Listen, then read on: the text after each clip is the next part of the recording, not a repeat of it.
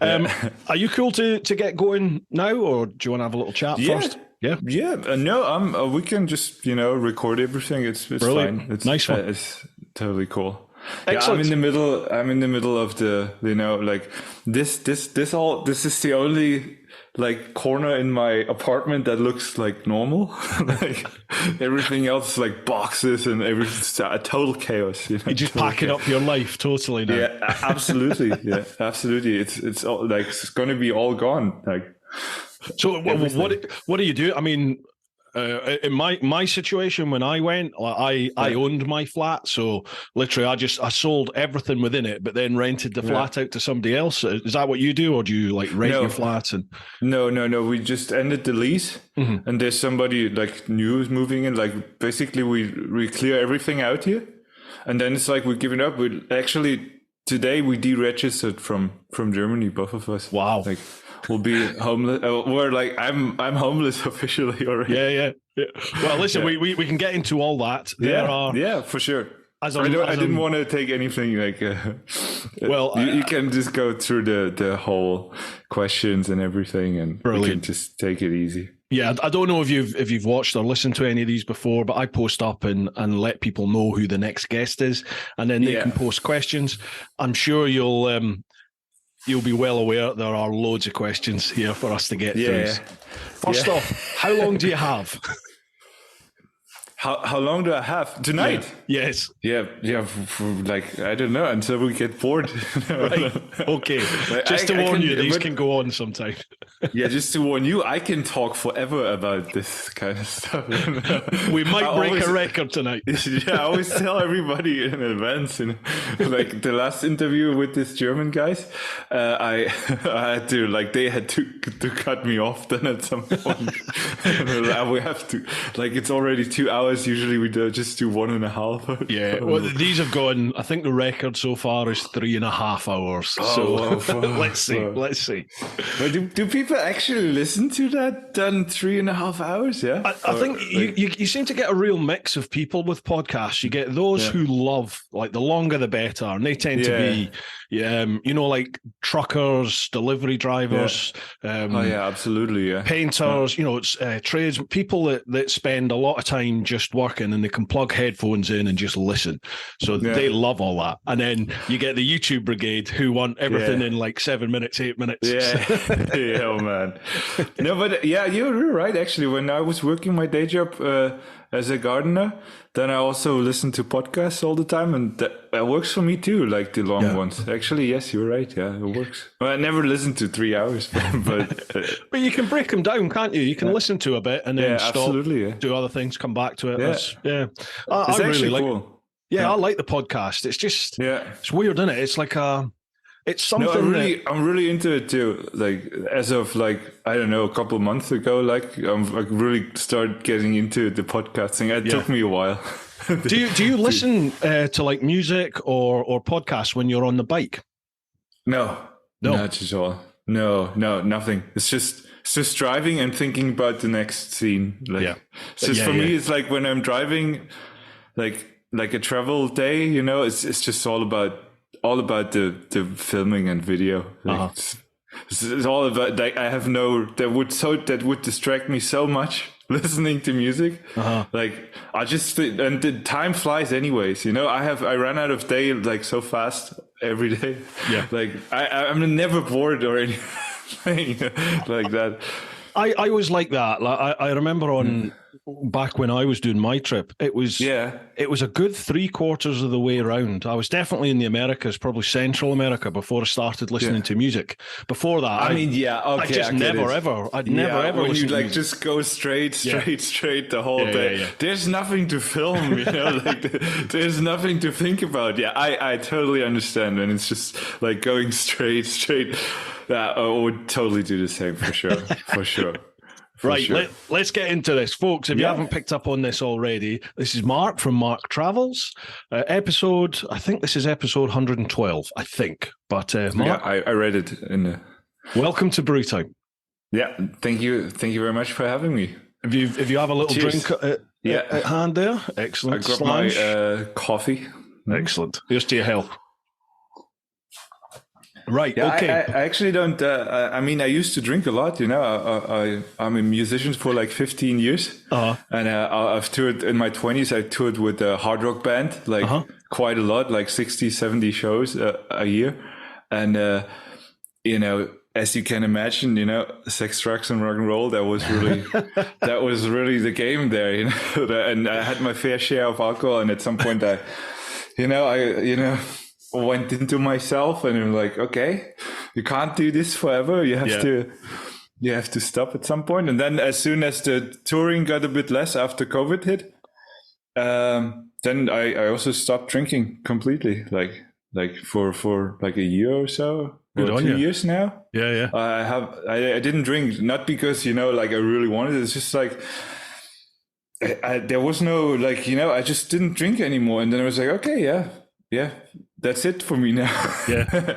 I was like that. I think I I think I drunk fairly regularly till I was in my, I would say, early 30s. Actually, it was when I started riding a motorbike. I passed my bike test, and then I was just like, well, I just wouldn't drink. I'm not going to drink if I'm going to be riding, and that was it. So now the only time I drink now is like once a week for this podcast, and like if I'm away on a bike trip in the evenings, I might have a couple of beers then. That's about it, really. Yeah. And that's, when I'm traveling, then there's no way I can even have like the way I do it with the filming and the editing and every day, like no way I can have a beer. Like if I have one beer, I'm not waking up the next morning, like after 4 hours sleep. I was interested. I mean, I was thinking to tackle this later on in the podcast, but we may as well go now, as it's just come up. Like I was watching all your vids as you were going around the UK there, and it's an incredible work ethic you've got. You literally film that day, and then that evening you're into your B&B, your Airbnb, whatever it is wherever you're staying for the night, or tent, and you literally just sort of lock yourself away and you work, edit, get that done, and then have a few hours sleep. Back up the next day. Now, what was going through my mind was, Jesus, are you going to be able to do that all the way through the world trip? Because that is a heck of a work ethic.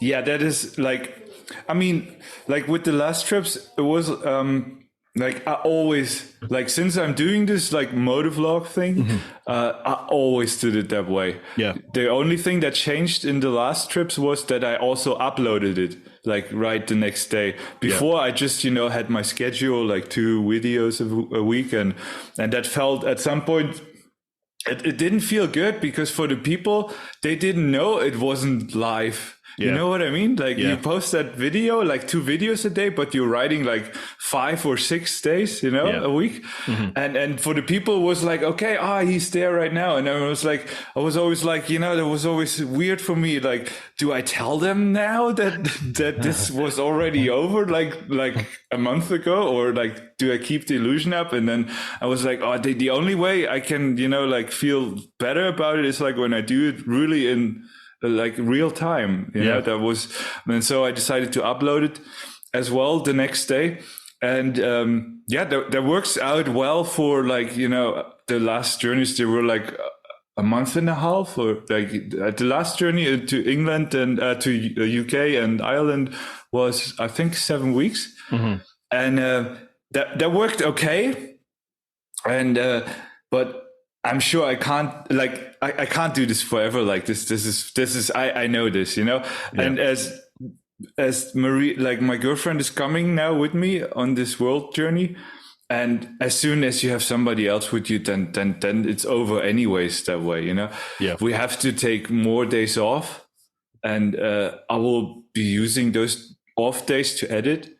And but then we'll like upload, like as soon as I edit the video, it will go online straight away. That will stay like that. But I'm sure it's not going to be videos every day. That is just not going to happen if you're traveling, with your girlfriend. That is just not like she's gonna walk away like after exactly a few days if I would do it like that. That's like, what I was thinking. It was that once Marie joins you, and then once you're, what it's like anyway. You're a seasoned traveler as it is. But as you meet people, when you go, people want to come and stay with me, and I remember on my trip, you go to somebody's house, and in my head I'm like, oh, I've got stuff to do. I've got to edit. I've got like social media to try and keep up with, and you can't when you get to somebody's house. It's just like that's you for the night. You end up just socializing with people. No, that's it. There's no work done when you meet people. Like when I did that, like right when I came to England, I was a bit lost. I felt, I don't know. I came with the ferry early in the morning, and I was like, oh man, what do I do here? Like what now? Because I never plan anything. Yeah, like, there was just no plan. I was just like, okay, now I'm really lost here. And then luckily a lot of people messaged me beforehand, and then one of them was Matt. Now he's my friend, and then he made that offer that I can stay at his house, and I did. And and he saw firsthand how it is, like I stayed there for two days. Yeah. And then like the second day I was just like basically like 4 or 5 hours locked away in his office. And I was like editing the video, but it was really awesome. When you have time for like 2 or 3 days to meet with somebody, then it's really cool. Then you can put that together somehow. But for one night, it's just impossible. Yeah. Like when I did that before, I just had then this one night and, was chatting, and it was awesome. And then when I went off the next day, I just, drove like a few kilometers or something, and then I just found the next campsite, and then I started editing the video before I then moved on to the next trip. Because for me it's always like, so every travel day I have to complete it. It has to be done, and then I can move on to the next day. You know what I mean? Yeah. It's like I press the upload button, I delete all the footage, and then I move on to the next. Do you delete everything as you go? Everything. I just keep a copy of the finished video. Yeah. But on a hard drive and on YouTube it is anyways. But everything else goes in the bin right away. Right away. Like I never go through that footage ever again. It's just junk. I've got everything. I've kept everything. Oh wow. I've got I know many people do that. They keep everything. But you're right. Wow. You're never going to use it until you need it, and then you're like, aha, I've still got that, and you can go back and grab it. That is cool. That really is cool. I won't have that. That's not going to happen for me. But for me, it's like I have these memories, like most of I have the memories for myself, and everything else that I've thought in that moment is. Important is on YouTube anyways, the best of the best is on YouTube anyways. Yeah, I get you. If somebody, wants to know something about that time, then you just watch that video. That is the best of the day. There's no better footage than that. Yeah. That's what I think. But, and I have the original files from that movie, like short films. Yeah. So you're also you're very much using YouTube as like a personal record of your adventures as well. Absolutely. That's basically like all it is for me. Like what I get out of it is like the people that I meet in the community. I love the positive how do you say, like it's a very positive group of people on YouTube. I have the feeling there's no negativity like as much as on other social media platforms, for example. I love that. And the people I have met through YouTube, that is great. And for me, it's like, sometimes I go back and watch an old video or, and it's like, oh, that was awesome, and I already feel like that now. And imagine in 10 years, I look back at those videos and was like, okay, or in 20 years or whatever, showing my children or whatever. That is for me, that is the coolest thing in the world. That's a big thing for me. That makes this YouTube thing so special. That I have this and can look back on it like way back. And I'm not like the videos are mostly about me and what I did anyways. I don't do much of like tutorials or anything. It's just about me anyway. So it's like my daily diary, if you want it like that. It's just a diary if you want to see it like that. It's interesting what you said about you can look back in 10 years, because I'm in that position. I'm 10 years down the road, and when you did your world journey on the GSX, and people talk to me about it, and I haven't watched my videos. No, and part of me doesn't want to, because it's 10 years ago. It's 10 years ago in technology. It's 10 years ago me. It's 10 years ago in my editing capabilities. And it's like, it's going to be shit. But it's like... It's what you felt in that moment, it's what you... Like, you look at... That's how I feel. It's like... I look at the pictures and it's like... And I know exactly how I felt in that moment, when I said something, when I... it doesn't really matter, how... it's all about what was the feeling of that day, that is also, there's also a reason why I want to edit right away, because I get off the bike in the evening and I know exactly what I wanted or what happened this day and how I feel. And I edit the way I feel that day. If I have a bad day, if I feel sad, the video is going to be a bit sadder, or, or if I had a bad day, then, maybe the video is not as good, or, if the day was super long and I didn't sleep or whatever, then this is all part of the thing that makes it, that puts in the, it's like when you write a song, it's the same thing for me. It's like when you write a song, you're in that moment, you're in the studio or at home, whatever. And this is the way the song will sound. Yeah. And for me, this is the same with the video. That makes the magic, a little bit for me.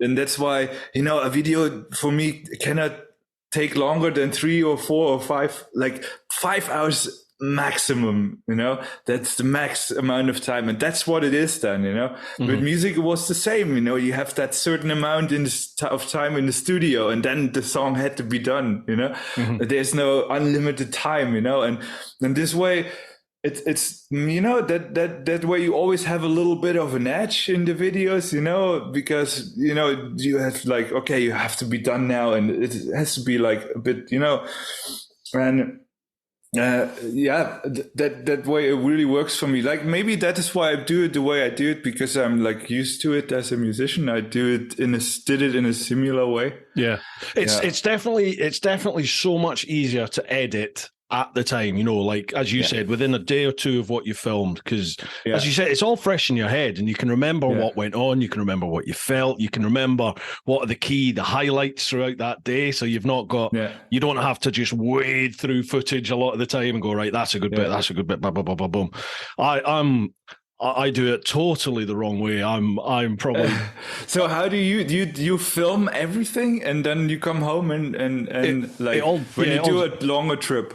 Like, it all depends. If I'm just away by myself, then I'm on and off the camera all the time. But I still, I'll still finish the day with 6 hours of footage, or 5 hours of footage, and then I have to chop my way through that and try and get it down to 15, 20 minutes. That must take a long time. Yeah. For me, a quick video is 3 days, solid days to get a video. Yeah. But really, I've also, if I film something, especially like a tutorial type or an installation type of vid, I'm putting something onto my bike. So if I'm filming it and then I come straight in at the end of the day, and either the next day I sit down and I edit, I can get that done in a day, no problem. Yeah. But because it's all fresh in your mind and it's so much quicker, for sure. That's the way to do it. But I've got, at the moment, I'm just going through an editing marathon at the moment. I'm wading through 2 years of footage going back. Like, there's probably a good 4 to 6 months worth of videos that I've got that I haven't edited, and I just need that you already filmed. Yeah. But just loads of trips. But you have then do you make like little notes at least no. You just have the footage. I have the footage, and I have to sort of run through it in my mind and go, okay, I can kind of remember. I remember that day, so I'll look for the highlights. But obviously, you don't remember everything, do you? Especially if it goes back 2 years. It's like, or like for me, I go to the Canaries a lot. One of my main sponsors on the channel is a tour company based in the Canaries. So I've got at least announced 2 tours that I've not edited yet, and they're both very similar. So you're like, oh, which one was this? Which? Wow! It's my own fault. I should edit quicker. How do you edit? Do you edit on an iPad, a tablet? iPad, yeah. Everything on iPad. Everything. Wow. I actually now prefer it to a laptop. Like it's so much faster. It's like, for me, that's the only logical way to edit videos, because the whole structure an iPad is built, like they are made for that. They handle video files so much different. I mean, the new MacBooks with their new chip, I think theirs different. They have like a similar way of processing videos. Yeah. But normal computers, they edit videos so much different. Like they process videos so much different to an iPad. Like, for example, you put everything on like you work with native files all the time. Like I have my videos in the library, and that's the videos I'm working with. Like this is just, there's no rendering times or whatever. It's just like, it's just so fast. There's 4K videos, like it's incredible, really. And I don't even have a pro iPad. I just have the little iPad Air, Really? And yeah.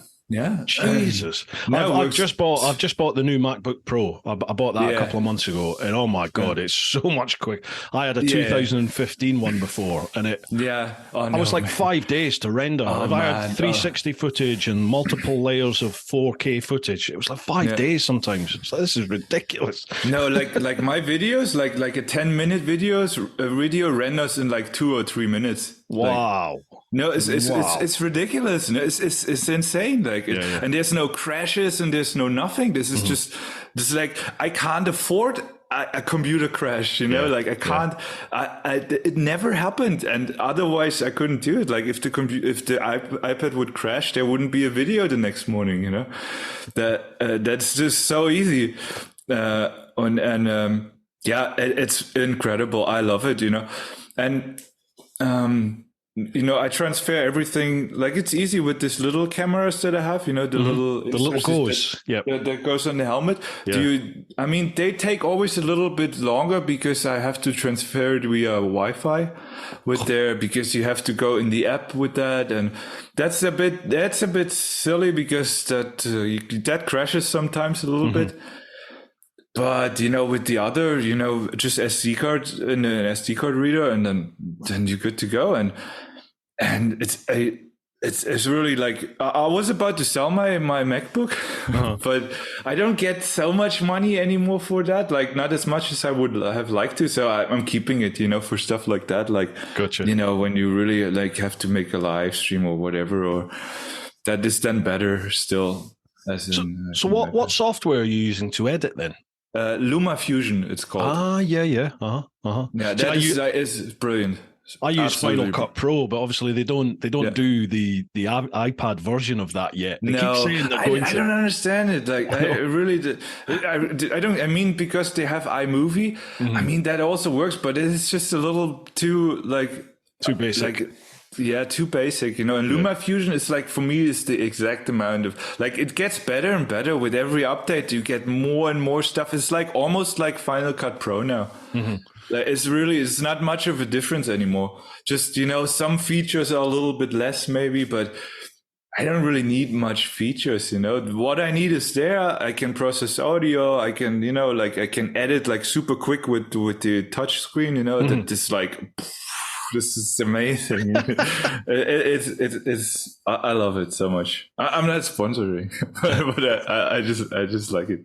But it makes sense, it makes sense if you're traveling to have that ability to edit like that, because I take my MacBook with me when I go away on a trip, and it's still a big old chunky bit of kit. Absolutely, it's so big. Yeah, as opposed to a little tablet. So little.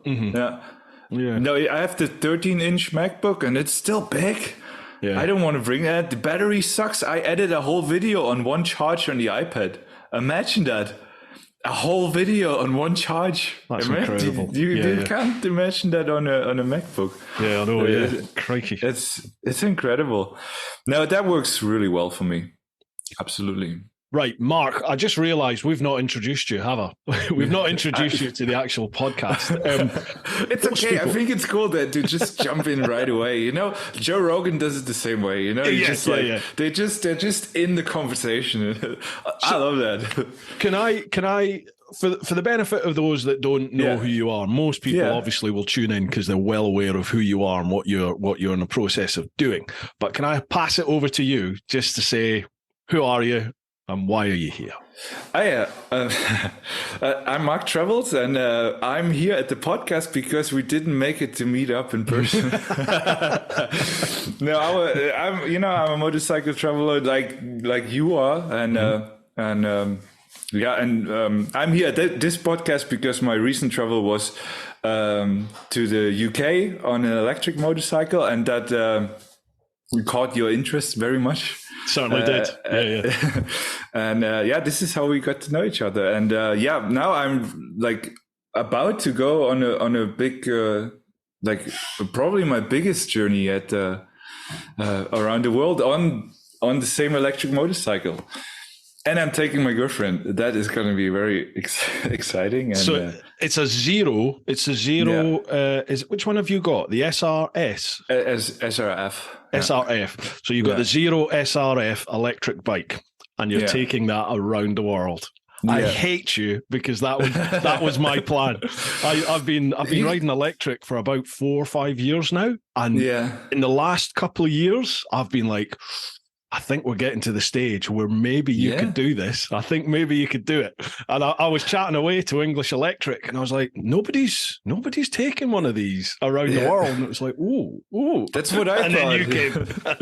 That's what I thought. I mean, you know, for me, it's like I'm always very like, I mean, I had the idea, like, not the idea. I mean, I saw you and Charlie doing it. Yeah. In South America, and it was like, that was just incredible for me, like, to see that. And I mean, and back then I didn't even have my YouTube channel, you know. I just then started to, travel with my old Honda Dominator, and then I had so much trouble with it, and I was like, that was the original plan, to go around the world with that motorcycle. That was the original plan.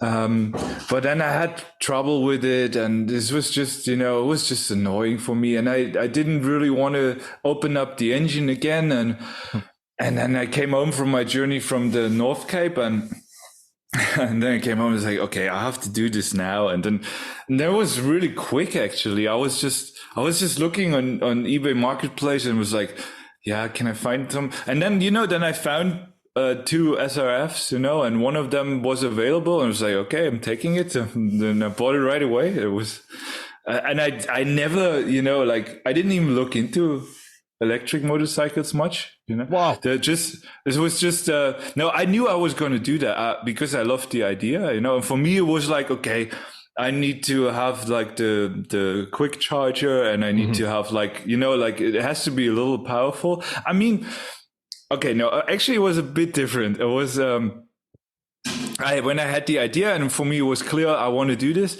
then I reached out to brands. And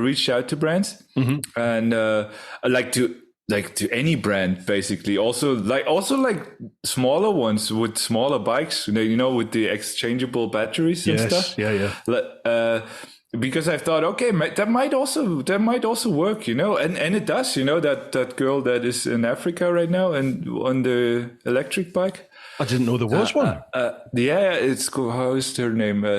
Sinja Gottwald or something like that. She's in Africa right now on an electric motorcycle. Wow. And she has the exchangeable batteries.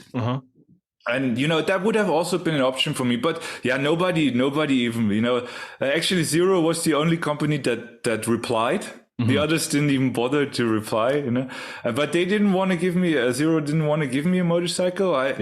And they also didn't tell me that they would bring out this adventure motorcycle like a month later after I wrote them, but it doesn't matter. This Zero that I found now, my Eve, that was kind of affordable, it was powerful and affordable, and Energica. I would have loved an Energica probably, but that like even used, they were kind of expensive. Yeah, they are. Yeah, they are a lot more expensive. If you can get one, it's hard. They are hard to get here in Germany, at least. And yeah, basically, then Zero was the only thing that was available for me at that time, because I didn't want to wait like until winter or then after winter. This was just I had to have it now. And then I found that bike and it was okay. I somehow got the money and then I bought her, and then I didn't even test it really. Like my only test was the way from the dealer to my home. That was like 600 kilometers. That was my first ride. And then you just hit the road. Yeah, and then I just hit the road. Like 2 weeks later or 3 weeks later, I just hit the road to the UK. Yeah. To the UK. Just seeing it, how I like that to learn it on the way. Like I didn't know if I knew that I can charge basically anywhere in Western Europe because it's everywhere. Like you know that, Yeah. that, I get that people that don't ride the electric bikes or drive electric cars, they don't see the stations because they don't look for them. They don't know that they're there. But the moment you like they're on your radar, then the moment you realize that, you see them everywhere. Yeah, because they are everywhere. Absolutely. I have this little TomTom navigation now, and they show you the charging points and on the map, like. And they're literally everywhere, everywhere. And Google Maps shows them as well now, doesn't it? That when you look for them, like when you type in like type 2 charger or something like that. Yeah, that's right. Then it shows up, but not. I like that better now that I always see them. And in the satnav, I always see them everywhere now. It's kind of reassuring then, though, isn't it? It could be, even if you don't need it, you know that they're there. Yeah, for sure. But I have the new battery now. And I did a test ride yesterday, 350 kilometers, and it was really cold. It was almost freezing outside.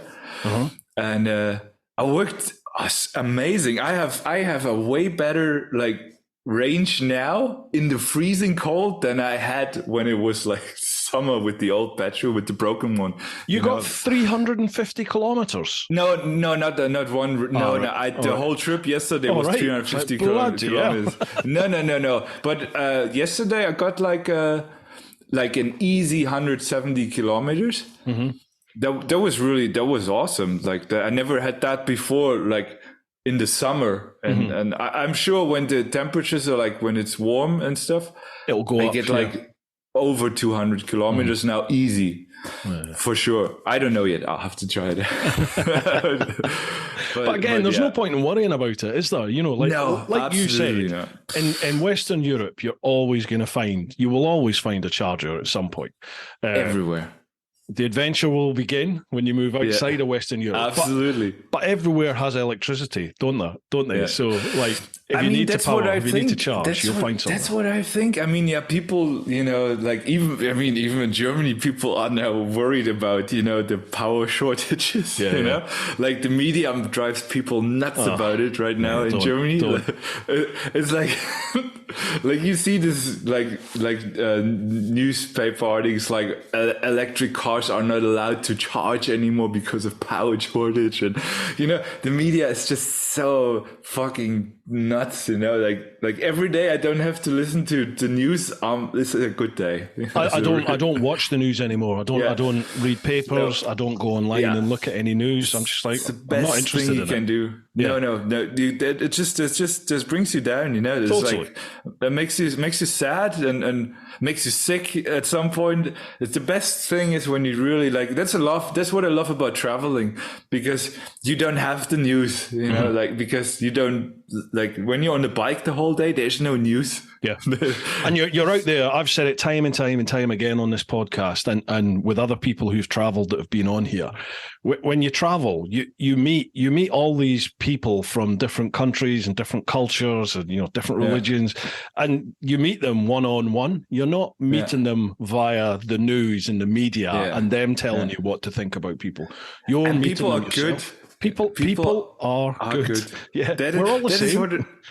I tell and people from that one country will always tell the people from the other country don't go there, those like in Germany, the Polish, or they're all thieves, and all this this stuff. But as a matter of fact, like, they're all like, people are good, and you get help everywhere. You get sure, I can only speak for the countries that I've been, but you have seen way more countries than I have, and I'm sure you would agree on that. Like, people are friendly and want to help.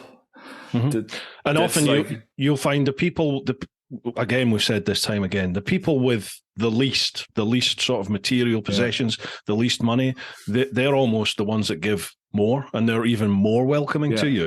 It's literally, people will break bread with you and offer you half. Yeah, it's a very humbling experience, and because it changes you. Because you know what it is? It is like, they're not afraid, because people that have a lot, they are so afraid of losing it. Yeah, and they're so afraid, and people that, like, people that don't have much, they are not afraid of you. They approach people, they're just, they're just, they are just happy with what they got, and they, for them, they already realize that it makes them more happy to share something than people that have a lot, maybe. Yeah, it's true. Absolutely. 100%. I'm not everybody for sure, but I that's what my experience that I got, from meeting very rich people, or even, even in, like, friends and family, they, people are scared, like, there will always be outliers, and although we're saying everybody is good, there are a couple of people out there who aren't. But, that's human nature, isn't it? And they're the ones that make the news. And they make the news because they're not the norm. Good people that make the news. Exactly. It's not a news story, is it? Yeah, absolutely. Yeah. Right, listen, dude, we better start firing through questions here, because there are a lot for us to get through. Let's get to work. Right, let's do it. Okay, so first of all, we'll head to the clan over on Patreon, patreon.com/TeapotOne. First one, Patrick Collum.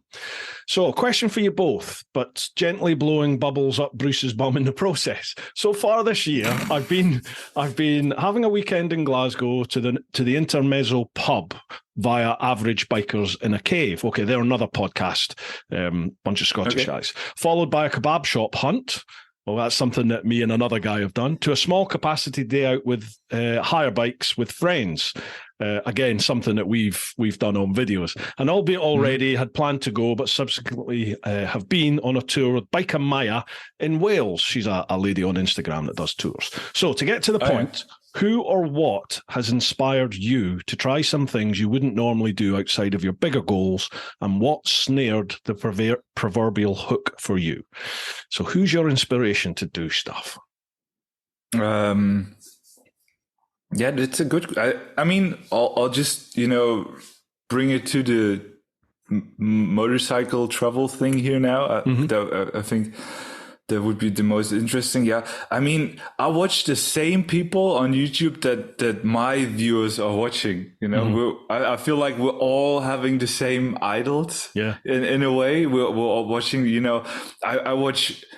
I used to, when I got into this whole YouTube motorcycle thing, I think Norali was the first channel I found. I mean, obviously, probably that was the first thing that came up, and I was like just binge watching her stuff, and I was like, man, that is insane what she's doing.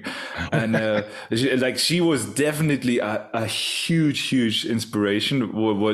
What this whole motorcycle thing, with this travel thing with the motorcycle, and also Pietro Mota, same thing. When I found him, I was like watching his stuff, and and so on, and then Charlie Sinuan is like, these guys, they're pushing the limit so much of what they can do. I'm not doing that as of now. I'm like super like,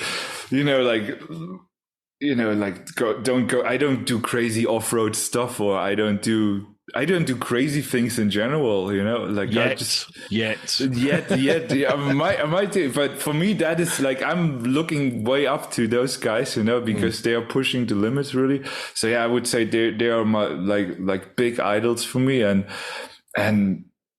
yeah, then it's also,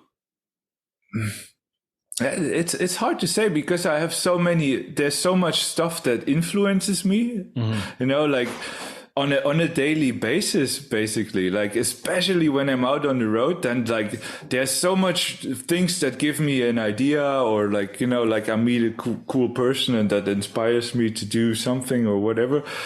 But yeah, it's hard to, like, from the video making kind of view. There's this guy Casey Neistat. I was gonna say, your piece to cameras, when you set a camera up and then you come and look at it. That's very Casey. Yeah. I mean, like this guy is like insane. Also with this daily videos. I mean, he invented that. Absolutely. And I was super inspired by that. I found that very, very cool. And and yeah, it's I think that's for now, that's like all I can think of right now. And of course, I mean, Hune and Charlie, like, when I was a child, or basically a child, I was like 15 or 14 or something like that, when they did the Long Way Round. I think so. And I saw that, and it's like blew my mind. They were like the absolute heroes for me. I was like watching that over and over again, still watch that over and over again, like basically before every trip. I have my Apple TV, just because I can watch the Long Way Round, the Long Way Down, and Long Way Up on Apple TV. That's the only reason I have Apple TV subscription. Do you know, I've still not watched Apple Up yet. I've not seen it. I've seen I've seen Long Way Round and Long Way Down, but I've still not seen Long Way Up yet. But yeah, they were the inspiration for me. I saw them do Long Way Round, and it was like, wow, I've got to do that. That looks amazing. Yeah, right. I mean, that when you say, when was your trip? When you 2012 to 2014. Yeah. Okay. That is like, I don't know, when was that Long Way Round? I think that was 2000. Was it 2004? 2002, 2004, something like that. I was 14 then. Yeah. That must be it. And I can see that. So, and then, but what made you go then, when you decided to do that long? I saw Long Way Round and thought that looks awesome, but I didn't ride a bike or anything at the time, and I'd never really done much travel. Fast forward about 5 years, 6 years. My mum was in the last stages of cancer, of fighting cancer, and Long Way Round just came on the TV. It was repeated on one of the channels, on the cable channels on TV, and I was sat on the couch in my flat with my mum, and I just started moaning, saying, it's all right for them with all that money, the camera crews, blah blah blah blah blah. And she just said, look, you've always spoke about travel, you've always spoke about riding a bike, you've never done it. Don't get to my stage where you face the end and you regret what you've not done in life. Look after those that you love, but live your life. And it just sort of catapulted me. I booked, we can do a thing in the UK called DAS, Direct Access. So as long as you're over, I think it's 24 years of age, you can do like an intensive week-long course and go from zero to hero with a bike. You can go from never riding to having full access to any bike. If you're younger than that, really, that is so cool. If you're younger than, I think, 24, you have to do in different mod 1 and mod 2. But I could just go straight in. So I paid for my direct access and I did it. Passed my test. Passed my test about 5 days before Mum died, before she lost her battle, and she basically just made me promise that I would do my trip. So she died in 2008, and then on her birthday, 1st of October in 2012, I left to go. So how long did you go? All in 442 days I was away for in total. But after it went a bit wrong for me in West Africa. So after about 6 or 7 weeks, I ended up back in London just because I just had a bad time. I ended up getting robbed a load in West Africa, and it was just bad timing. So I ended up back in the UK for a little bit and did me a favour because I managed to pick up a sponsor who sort of part funded. You know, they basically said, how much do you need? I told them, and they said, right, we can put this amount on the table for you if you'll go. Yeah. So I was like, yeah, all right. So I went again in beginning of May, and that was it. I was back off. So in total, it was 442 days. Yeah. Do you left the bike in Africa then, or no? I shipped it back home, back to London, and I kind of thought that was the end of the dream. You know, I thought that was the end of my trip, but. Yeah, I got the opportunity to go again, and it's like, right, so cool. Let's make it happen. I mean, and back then, I think I can imagine that 10 years ago, it was also a bit harder to do this kind of stuff. I mean, I think like with everything with, you know, like with the internet and the, you know, all the online stuff, I think everything is a bit easier now with the visa and all this. I think so. Then you have COVID's happened, so obviously I think a lot of countries. There's still countries out there that are going through COVID restrictions, aren't there? So, although we seem to be fairly free now in Europe, but you know, like that sort of stuff was not an issue for me. Carnets were much simpler when I went. I think they seem to be. They seem to be a lot more complicated now. There was only for the UK. There was only one organisation that you needed to use for a carnet, whereas now I think it's gone private, I believe. So there seems to be lots of different options. Yeah, I'll have to look into that when I get to that. Like, sorry, go on. I have the good thing we don't have like a time pressure or anything. Like if something takes longer, then we'll just wait it out. You know, so you've not said to yourself, right, I'm going to be away for a year, I'm going to away for 2 years. It's literally however long this is going to take. I think it's like 2 years is like we calculate with, like, I don't know, like 2 years. We always say like it's going to be 1-2 years. That's like until we are in like New Zealand. That's like our first like goal, you know, that we have. Like we want to get to New Zealand because Marie is from New Zealand, and she has family there, and it would be like cool. Like that was the original idea, you know. We wanted to like the first time I visited New Zealand together with Marie, we spent a little bit over a month there, and I was like, yeah, I want to live here. I'm gonna live here. We are gonna live here. Yeah. And then when that was when the idea came up, then I'm gonna drive the motorcycle to New Zealand, you know, like, and this is how I go to New Zealand. And then Marie's like, well, fuck off. You're not doing this alone. like I want to come. I'm coming with you. I want some fun. You know, this is how it's like, okay, yeah, it's probably going to take us like 6-7 weeks or whatever. And it's like, okay, yeah, but then Marie, like I had her on the motorbike every now and then when, you know, like when she came visit, when I was in Iceland or when I was in Norway, she came visit, and then she sat on the motorcycle for a day or whatever. And then we figured out, okay, that's not what she would enjoy. She wouldn't like that, going around the world like that. And then we went to Greece. We were in Naxos in Greece on an island, and then we rented these quad bikes. You know, these little sketchy quad motorcycles, and it's like, oh, that would be so cool if you would get one of these quad motorcycles, and I'm on the motorcycle, we're going around the world like that. And then we realized, okay, this is probably super hard for Marie. Then driving these things the whole day, like even the bigger ones, is like exhausting to drive them. They're hard work, kind of, and. Like also when you have to move them around and all this, and then we're like, okay, that's not gonna happen. So what can we do? Okay, she has to drive a car, and then we bought her this little Suzuki Jimmy, and we put a rooftop tent on it, and then it was like, okay, that could be our home actually, like, and then it was like, okay, we can really stay on the road for like however long we want to, because Marie can work from at home. Like since COVID, she's a PT and she works from home. like trains the clients on webcam.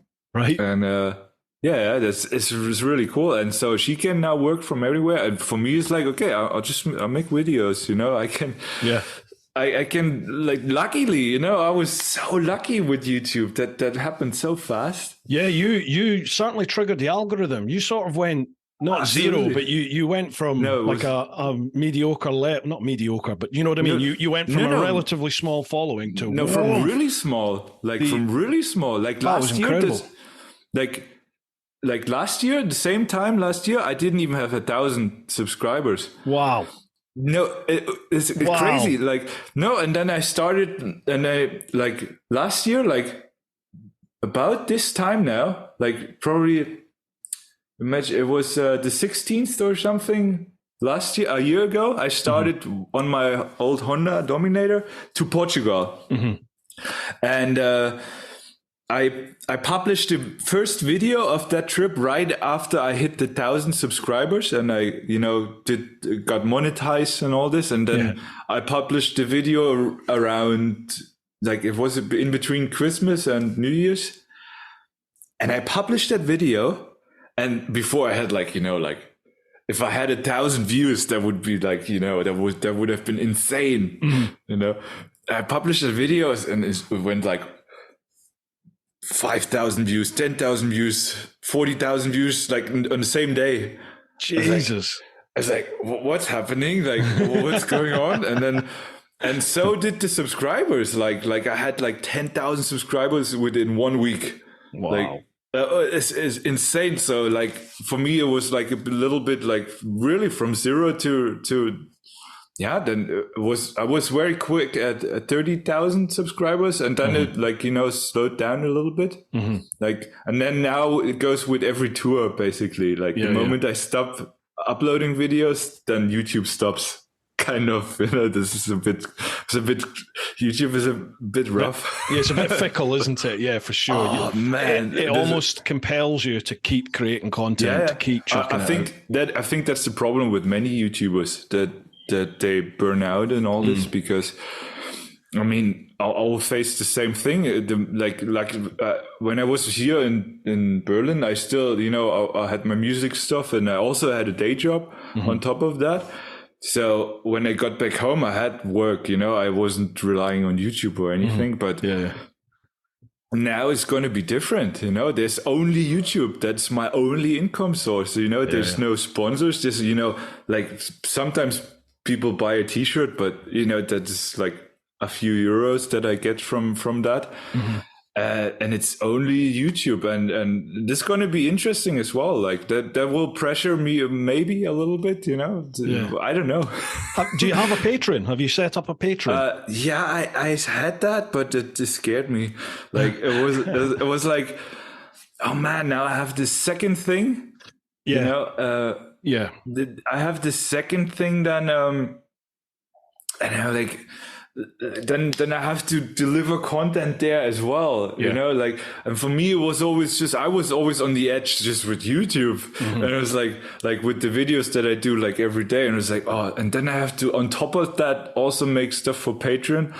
I don't know, like, it scared me. And then this membership came from YouTube. Oh yes. Yeah. And now I have this is like, I mean, this is not much, but like, at some point there will be more and more, and then maybe it gives a little bit of a little buffer. It's a difficult one. Like with Patreon, you can either give absolutely nothing extra, or you can give as much extra as you like. And I'm like you. I kind of feel if people are, Patreon's a big thing for me. It's over half my monthly income is just on Patreon itself. So I feel like I want to give more back to people, because they're going the extra mile for me.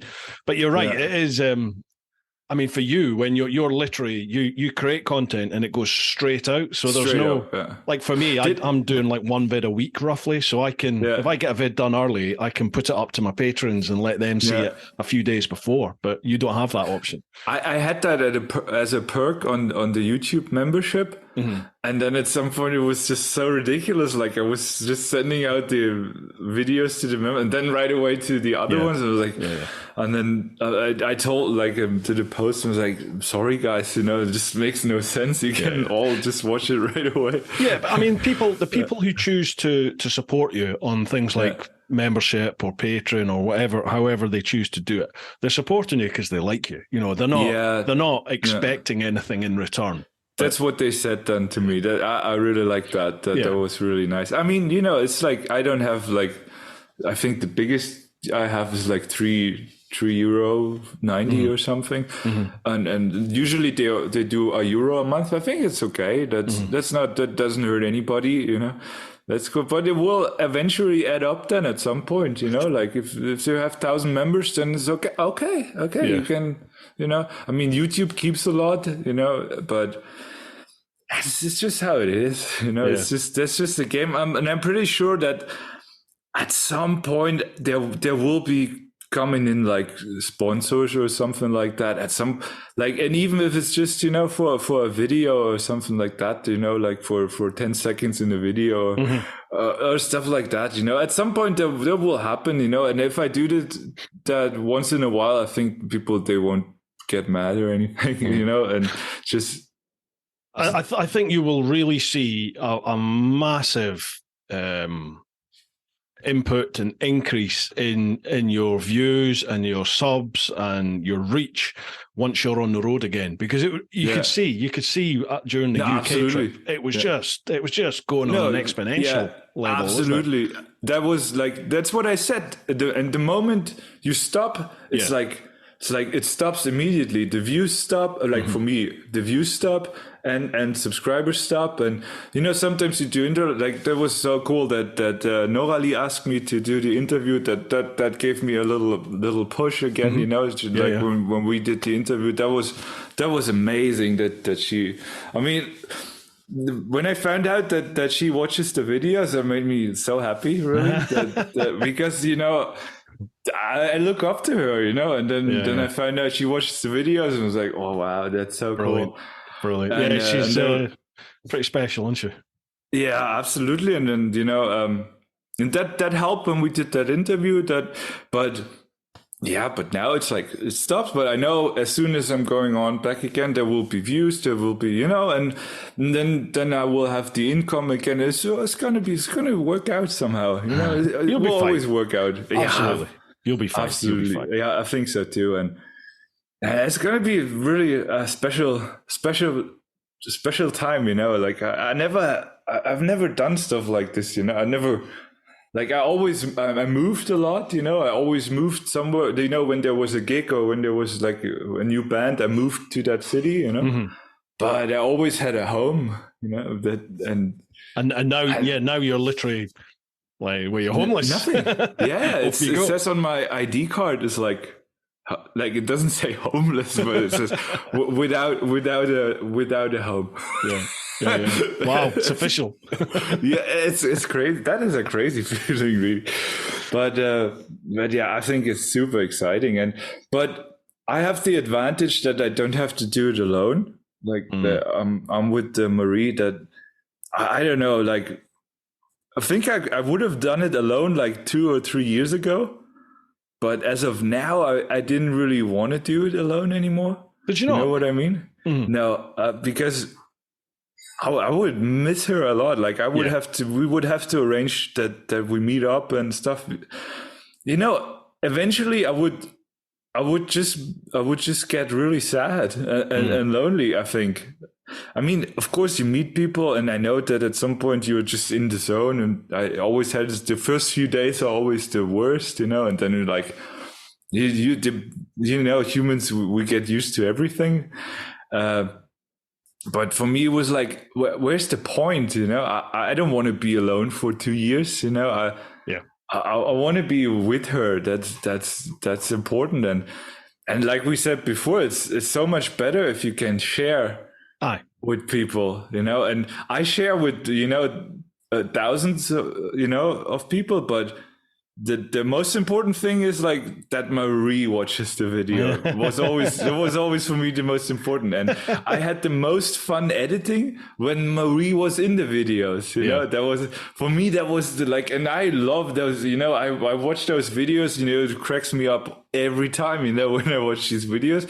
And that's what I want, I want Marie in the videos. I want her with me when I'm traveling, and I think that's gonna be it's gonna make the video so much more fun. I can promise you that already. Like it's gonna be so much fun just because her as a character in the video is gonna be hilarious. 100%. It's almost 100%. Like it's two totally different experiences of the same trip, though, isn't it? There's you solo on an electric motorcycle, which in itself is well, it's new. There isn't anyone that's done a trip like you plan to do on an electric bike. And then there's Marie doing it in a 4x4, but she's not alone. You're not alone. Either of you are alone, but you are alone, isn't it? It's a weird because you have these perspectives, of these, I'll think about it a lot. And then, as a creator or as an artist, you question yourself every day, basically. You question yourself, is that the right thing to do? Like, is that even, then is it even cool when you have when you're not doing it as a solo motorcycle adventure, blah, blah, blah. Is that even cool? And then it always gets back to, of course it is, because we can basically then do, there can be so many sides of that journey, like we can, there can be videos, us together traveling, I can, maybe I will go off by myself for a day or two, like goes places where I can't bring her, or we just, there will be opportunities where we just, set up camp somewhere. And then we just do like day trips to special places on the motorcycle because we bring Marie's gear as well.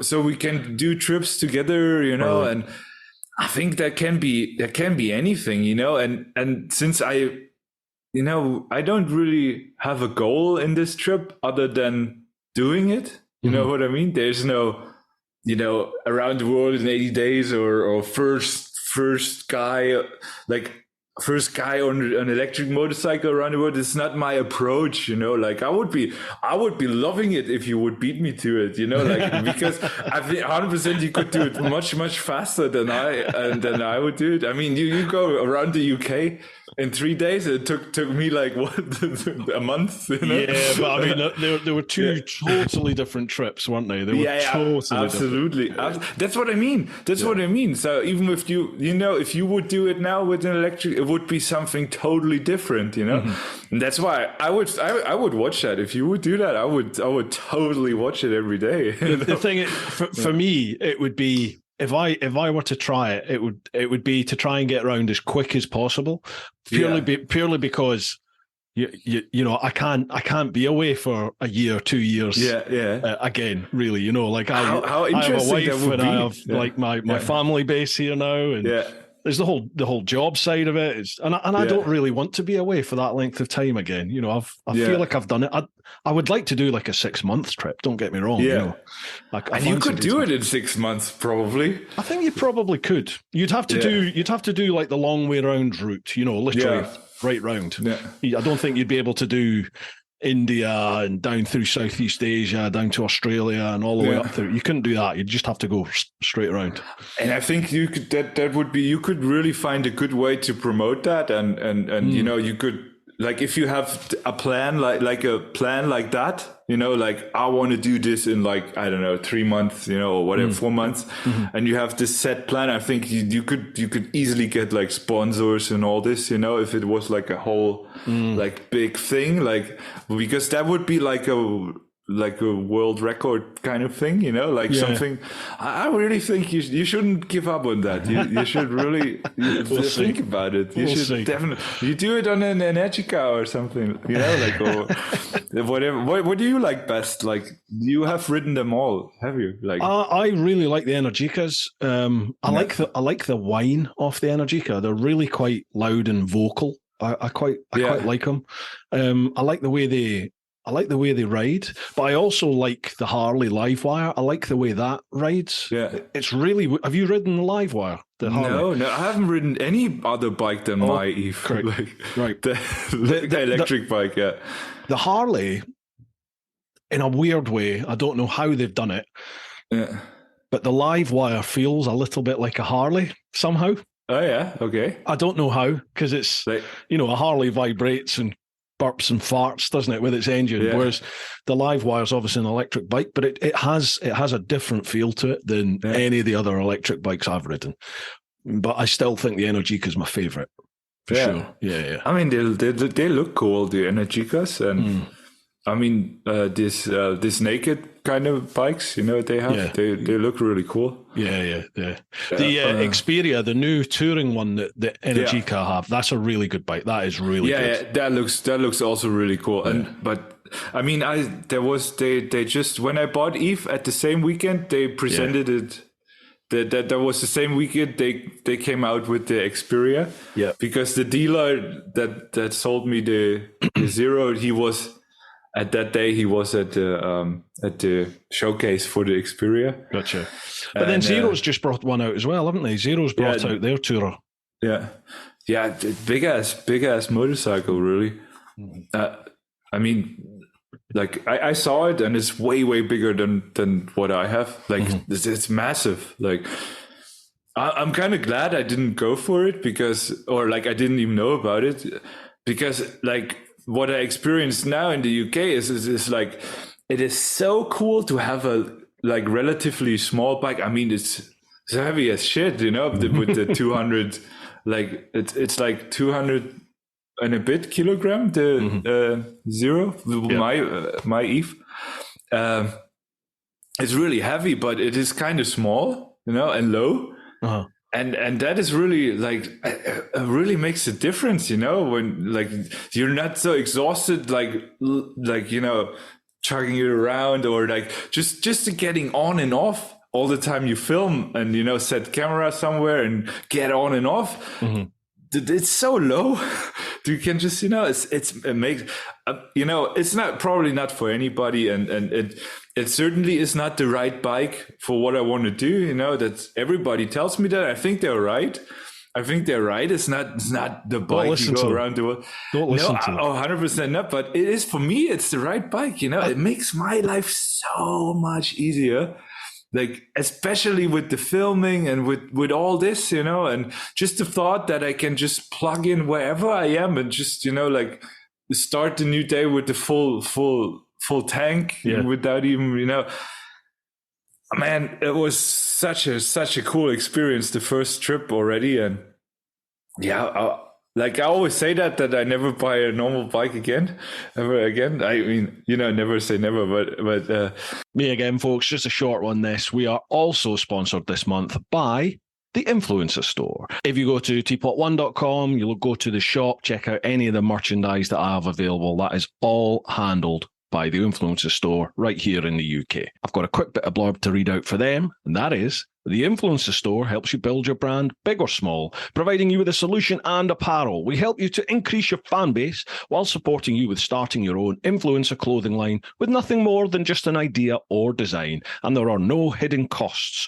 For more info, come check us out at theinfluencerstore.co.uk or drop us an email at online@influencerstore.co.uk for more information. Make sure you check them out, folks. Head to TeapotOne.com, head to the shop, and you'll be supporting both the Teapot One channel and the podcast right here if you buy anything from the merchandise. So a massive thanks in advance to you, and a huge thanks to the Influencer Store. And we're also sponsored by Ultimate Add-ons. Now, Ultimate Add-ons, they make dustproof and shockproof mobile phone cases and action camera mounts. They will fit just about every single bike out there. Me personally, I always use the Helix strap mount because it means I can easily attach that to just about any bike that I'm riding at that time. I can jump on and off on bikes and just easily unscrew the strap, whack it on the next bike, tighten it all up, and off I go. It's very versatile. I've had no vibration issues affecting my camera using the Helix strap. That's the one that I will stand by and swear by. Been using it about 5 years now. So again, if you head to Ultimate Add-ons, so that's Ultimate with ADDONS, ultimateaddons.com. If you use the code TeapotOne10, so TEAPOTONE with the number 10, you'll get 10% off. And lastly, folks, I just want to say a massive thank you to you. Thank you very much for listening to the podcast, for watching the vids, for commenting, for liking, for sharing, for following and subscribing. It all is a massive, massive help. We're on a bit of an upturn at the moment. The podcast is gathering momentum. The channel is certainly doing really well. So a huge thanks to everybody who's been involved with that. If you want to go that extra mile, then you can always buy some merch over at TeapotOne.com. Or if you really want to get committed, you can join the clan over at patreon.com/TeapotOne. All links for everything are down below, folks. I appreciate any support in any form you can give. All right, then. That's enough with the beg and bowl. Let's get back to the podcast. There was something that was told to me in the build up to my trip, because obviously I did it on the Gixxer, which is fairly unusual. Compared to, and people all said to me, "Oh, it's the wrong bike. It's the wrong bike. It's the wrong bike." But one person said to me, "Take the bike that makes you smile." And that is the best advice anyone ever gave me. You'll take the right bike for you. And because it's right for you, it might not be right for me, but it's right for you. And I think it's now proven all over the world that literally can be done with any kind of bike or any vehicle for that matter. You know, totally. I mean, people go around the world on a unicycle. Mm-hmm. You know, like what's even there's no question that you can do it with any sort of motorcycle or absolutely whatever you feel like. Totally. That's what I think too. And so for me, it feels so right to have this kind of motorcycle. It feels just so good. You know, I had this Honda Dominator, this loud single cylinder engine, you know, it was like, it's cool, you know, it makes you smile as well. But what I really love is this kind of stealth mode that you engage when you're driving an electric motorcycle. Like you show up somewhere, nobody even knows that you're there. You know what I mean? Like, I never knew that before, you know, when I was, you know, going somewhere with my Honda, you know, it was like made a big scene, like everybody was looking and just, I just wanted to film something. Okay. You act normal now, everybody.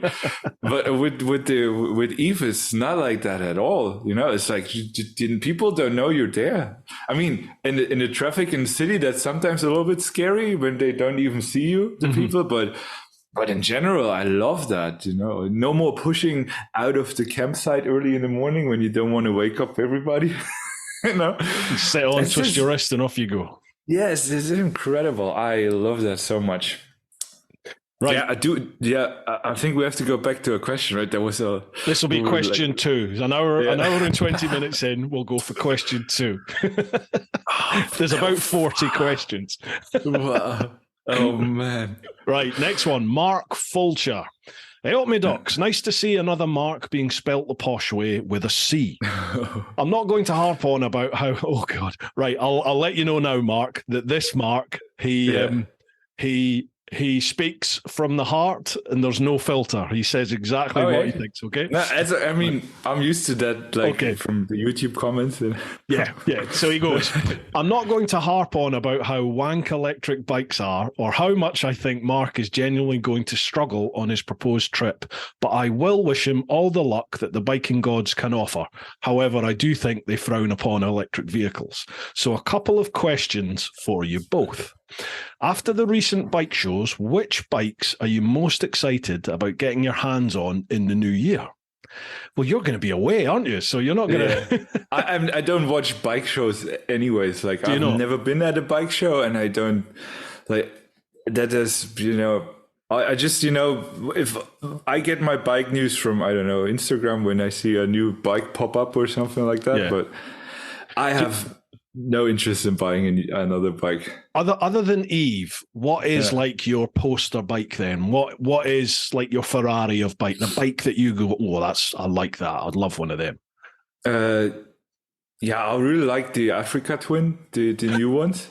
Really? No, I really like. I just like the optics, and I sat on one just recently, and they feel amazing. Really, you just sit them and there's like, oh, it feels really, really good. I like the engine. It's a really nice, like, bum, bum, bum, bum, bum. It's a really nice engine. Yeah, I've never ridden one. I just sat on one, but I just like the optics, But yeah, there's so many beautiful bikes out there.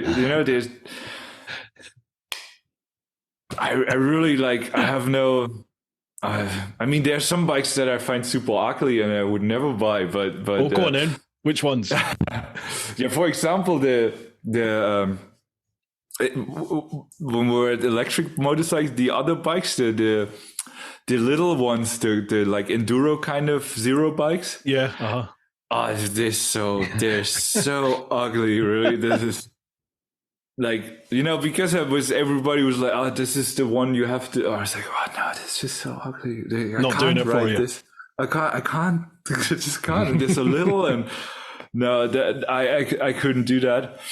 But yeah, I don't know. I'm just not a type. Like I never thought about it.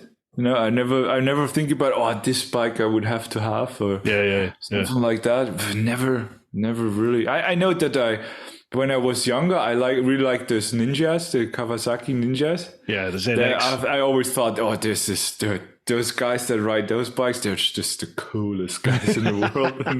I was like that with Gixxers. Yeah. The green ones. Yeah. And I was like, oh wow. One day. when I was little. Yeah, I was like that at 30 odd years of age when I saw GSX-R 1000. I was like, I need one of them. Yes, please. Yeah, I like them because I'm quite tall and they're like really like big kind of race, but they're bigger than the other ones. I think like what the like, Ninjas or the GSX-R. They're bigger than the Ninjas. I don't know like how they are now, but the old Ninjas, they were a little bit smaller than the GSX. Yeah, right? the GSX-R always used to be quite a big sports bike compared to the others. But even the GSX-R, it seems to have it's definitely gone a lot smaller than it used to be, for sure. Yeah. Like you could ride, like if you get on a K5 and then you get on a K9, something like that, Gixxer, they are different for sure. Yeah, they definitely feel different. I know that the BMW race, the race bikes, how are they called? The RR, S1000 RR? Yeah, they look really cool. Like, they're amazing. They are an amazing bike. And they look really powerful, and and also this new Kawasaki Ninja, the newest one, I don't know, like with the spoilers in the front, like H2. Yeah. That looks really angry. Like, it's got a turbo in it. Yeah, it's not a turbo; it's a supercharger. It's got in it. Yeah, it's beautiful. Yeah, that there's like, I don't know. Next year there's coming out a new GS, right? At 1300. Yeah, allegedly, 1350. Yeah. Oh, this is so crazy! Like, how big does an engine have to be? There's a couple of different rumors. There's one rumor that it's just going to be a 1350 because the GS has the GS and the GS Adventure, doesn't it? The Adventure slightly, it's got a bigger tank and slightly bigger fairings and stuff. Well, traditionally, both the GS and GSA have always had the same engine. Whether that's a 1100 or 1200 or 1250.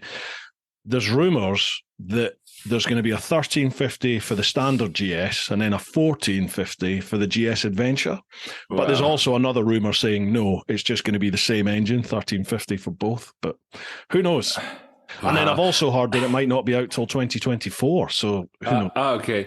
Somebody at a campsite with a BMW just told me that, like, and I was like, what? Like, how is it going to, like, a 2-liter bike at some point? Well, it's all to do with emissions, though. It's all to do with the Euro. Well, what will be Euro 6, I imagine, next. Oh wow!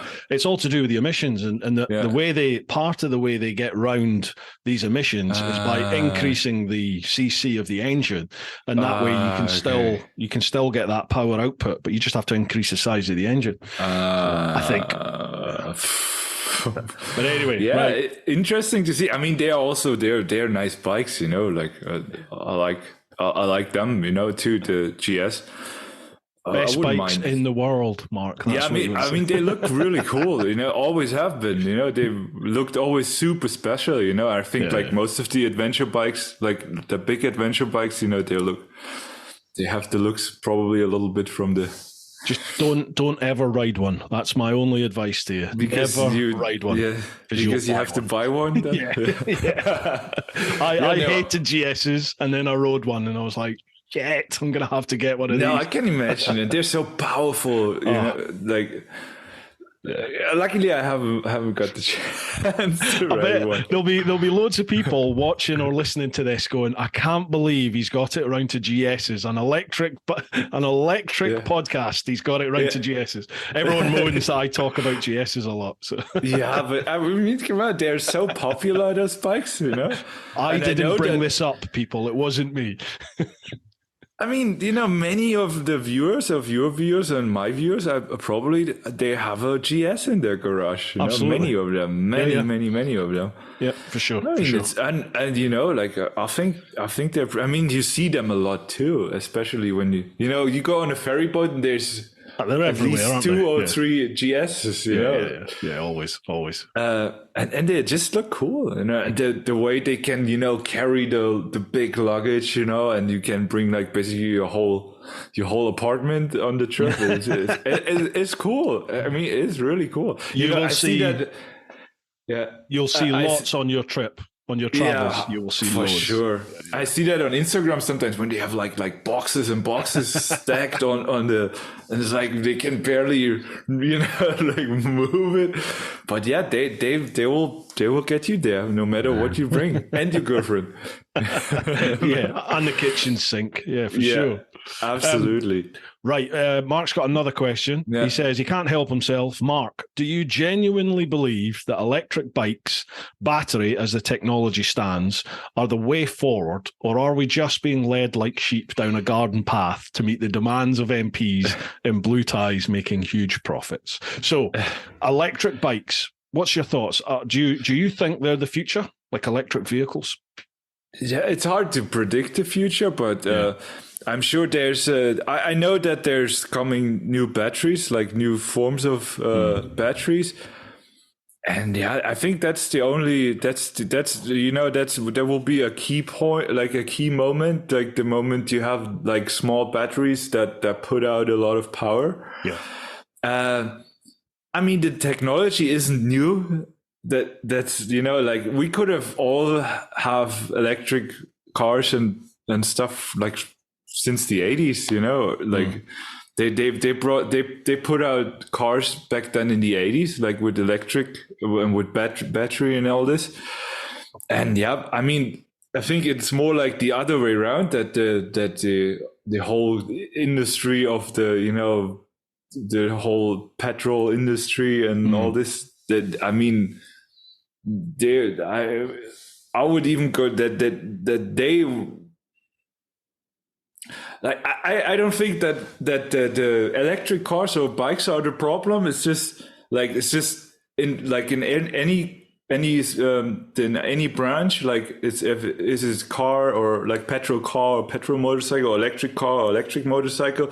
It's like everybody just wants to make money, and they're trying to make money as much and as long as possible, and now there's just this new niche coming, and this new, I mean, let's face it, like when the climate change or anything, we won't stop it, or they won't do anything. I'm pretty sure, like we won't help it, and we are here in like us, the rich people, like in Western Europe. I mean, we are very good with our emissions anyways, like we have the lowest emission anyways, Yeah. I think it has nothing to do with electric cars or petrol cars or whatever, it's just a different way of polluting the environment. You know what I mean? Like, it's that's my concern. A different way. Yeah. Like we're robbing Peter to pay Paul, as a saying. And I mean, we are not the problem anyways. People that buy a car, like if it is electric or petrol, are not necessarily the big polluters anyways. That the problem that we have is not whether we buy electric car or petrol car, the problem is that 6 billion people in the world are poor and 2 billion people are rich. That's a problem, and the 6 billion people that are poor, there is where the emission comes from, the bad emission, people that have to heat their houses somehow if it is with coal or with whatever, wood or whatever, like, or big cities like, I don't know, like Mexico City or like Bangkok or what, that is where the emission is. And for us here in Europe, it's like, it's just for now, I would say it's just like, it's a matter of taste, and whatever they, like, as at the moment, electric cars are becoming more affordable. That people will automatically buy them more because they are quite convenient. Like people don't realize that, but especially in a city like Berlin. Yeah, they make total sense for cities type use. Yeah, for sure. Absolutely. And let's face it, like most cars in the city, like they basically stand around most of the time. And in bigger and more populated areas, people won't have the need for a lot of charging stations because they will charge their car at home for when they want to go to work and back, Yeah, but then in cities like here in the UK, in big major cities, most people don't live in houses in the city. They live in apartments and blocks. So it's like, how do those people charge their vehicles? They don't want to. They won't have a car in the future. That's the second. Yes. I mean, that is what people forget. I would even go and say, maybe many people wouldn't agree. I would say that in 10 years, like a lot of people won't even drive a car anymore because there will be self-driving cars, and there will be no need anymore for people to even consider owning a car in a populated area because like it's now with Uber, there will be, I mean, it's already like with Uber like that, people don't really need a car in the city. Yeah, but you don't need a car. Like, seriously, like in Berlin, I sold my car when I came to Berlin. I always had a car, always. Like since I'm 18, I always had the car. I came to Berlin, I sold it. I don't need it. Yeah, cities. Yeah. Yes, but I think 10 years is maybe.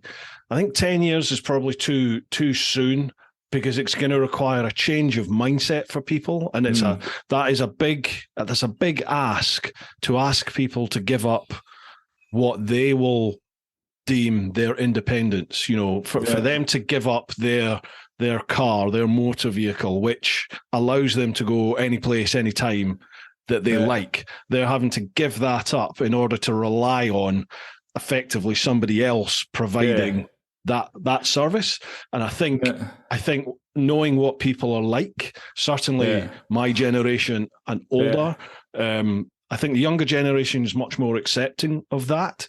But certainly for our generation, it's like, nah, it's like that's fighting talk. If you're wanting to take that away, people will resist that. It's not going to be that. I think that is the major issue is here, that the government makes it always look like you have to go electric now. Yeah. You have to. Oh yeah, thanks. I'll just get a coffee now. A tea. Thanks.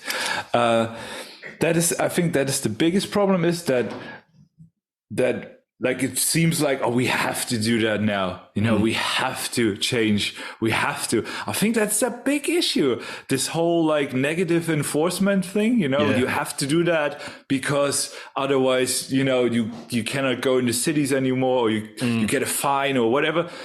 That doesn't really work. It should be more like, oh yeah, you can do that. That is another option. Electric. Here's another thing you could do. And same will be like with self-driving car. Oh, here's another thing you can do. So you don't have to have a car. You could also, and you don't even have to drive. I think it should always be a better way to promote certain things. And I think same as with electric. Now it's getting more in that direction. Oh, we have to do that. And, nobody likes that. Nobody likes being taught, like, you have to do that, you have People to change. Push back, don't they? Yeah, absolutely. And I think that's the main issue. It's not like that the technology is evil or anything like that, I don't know, the media or the news, they make it sometimes look like that because, like we had it before, like bad news, they're better than good news, yeah. And, if you scare people with stuff, then, yeah, but it's not a bad technology, it's really, I think, sorry, go on. So, yeah, we have this gigafactory now here in Berlin, this huge Elon Musk factory, like it's insane, like it's crazy. And I don't know, I feel like you see a lot of Teslas now here in Berlin, in the area, everywhere, like a lot of them, because they have kind of like a positive marketing, like they make cars that look cool, that are fast, and still kind of affordable, like you could afford a Tesla if you have a good, if you could afford like a normal car, you could afford a Tesla, Yeah. And I think they make it look really cool, and they work, they just, you don't have to fiddle around with stuff, you just drive up to a charging station from Tesla and plug it in, it works. Yeah. I mean, that is also, there's so many things that have to be improved, of course, but that was the same with cars too. I think people forget that. People forget that, don't they? We didn't go from horses to the cars that we know. It took a long time initially, didn't it? And there wasn't people the infrastructure. Don't know that. I think people just don't, when like that is the same thing with the the generation that comes after me with the smartphones. Yeah, they don't know there was a life without smartphone. A life before the internet. Yeah, I remember the internet coming in. Yeah, before the internet. I mean, I was like really like when I was a teenager, the internet was there then. Like accessible for us. Yeah. So I grew up basically with the internet, with slow internet. Yeah, dial-up. Remember dial-up? With the modem, and then it's like, oh no, I have to be on the phone, get out of the internet. Yeah, I remember that. Wow. No, but seriously, and they don't know how it was before smartphone, And it's just like a thing of the generations, and it's just with everything, like. People don't like change. That's the biggest issue. Like, absolutely, they've always driven a petrol car, and that has always have to be like that. I think there's going to be changes. I do think that the current.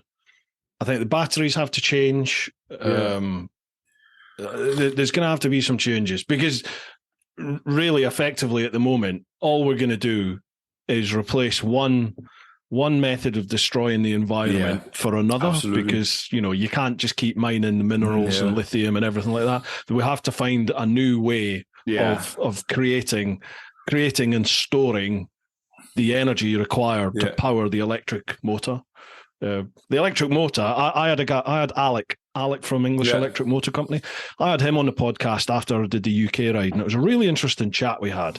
And he brought up a very good topic in that, he said the electric motor is 100% the way to go because it's like 90% efficient compared to absolutely internal combustion, which is like something like, I don't think it's even 40% efficient. But and this was Alex's point, which has really resonated with me.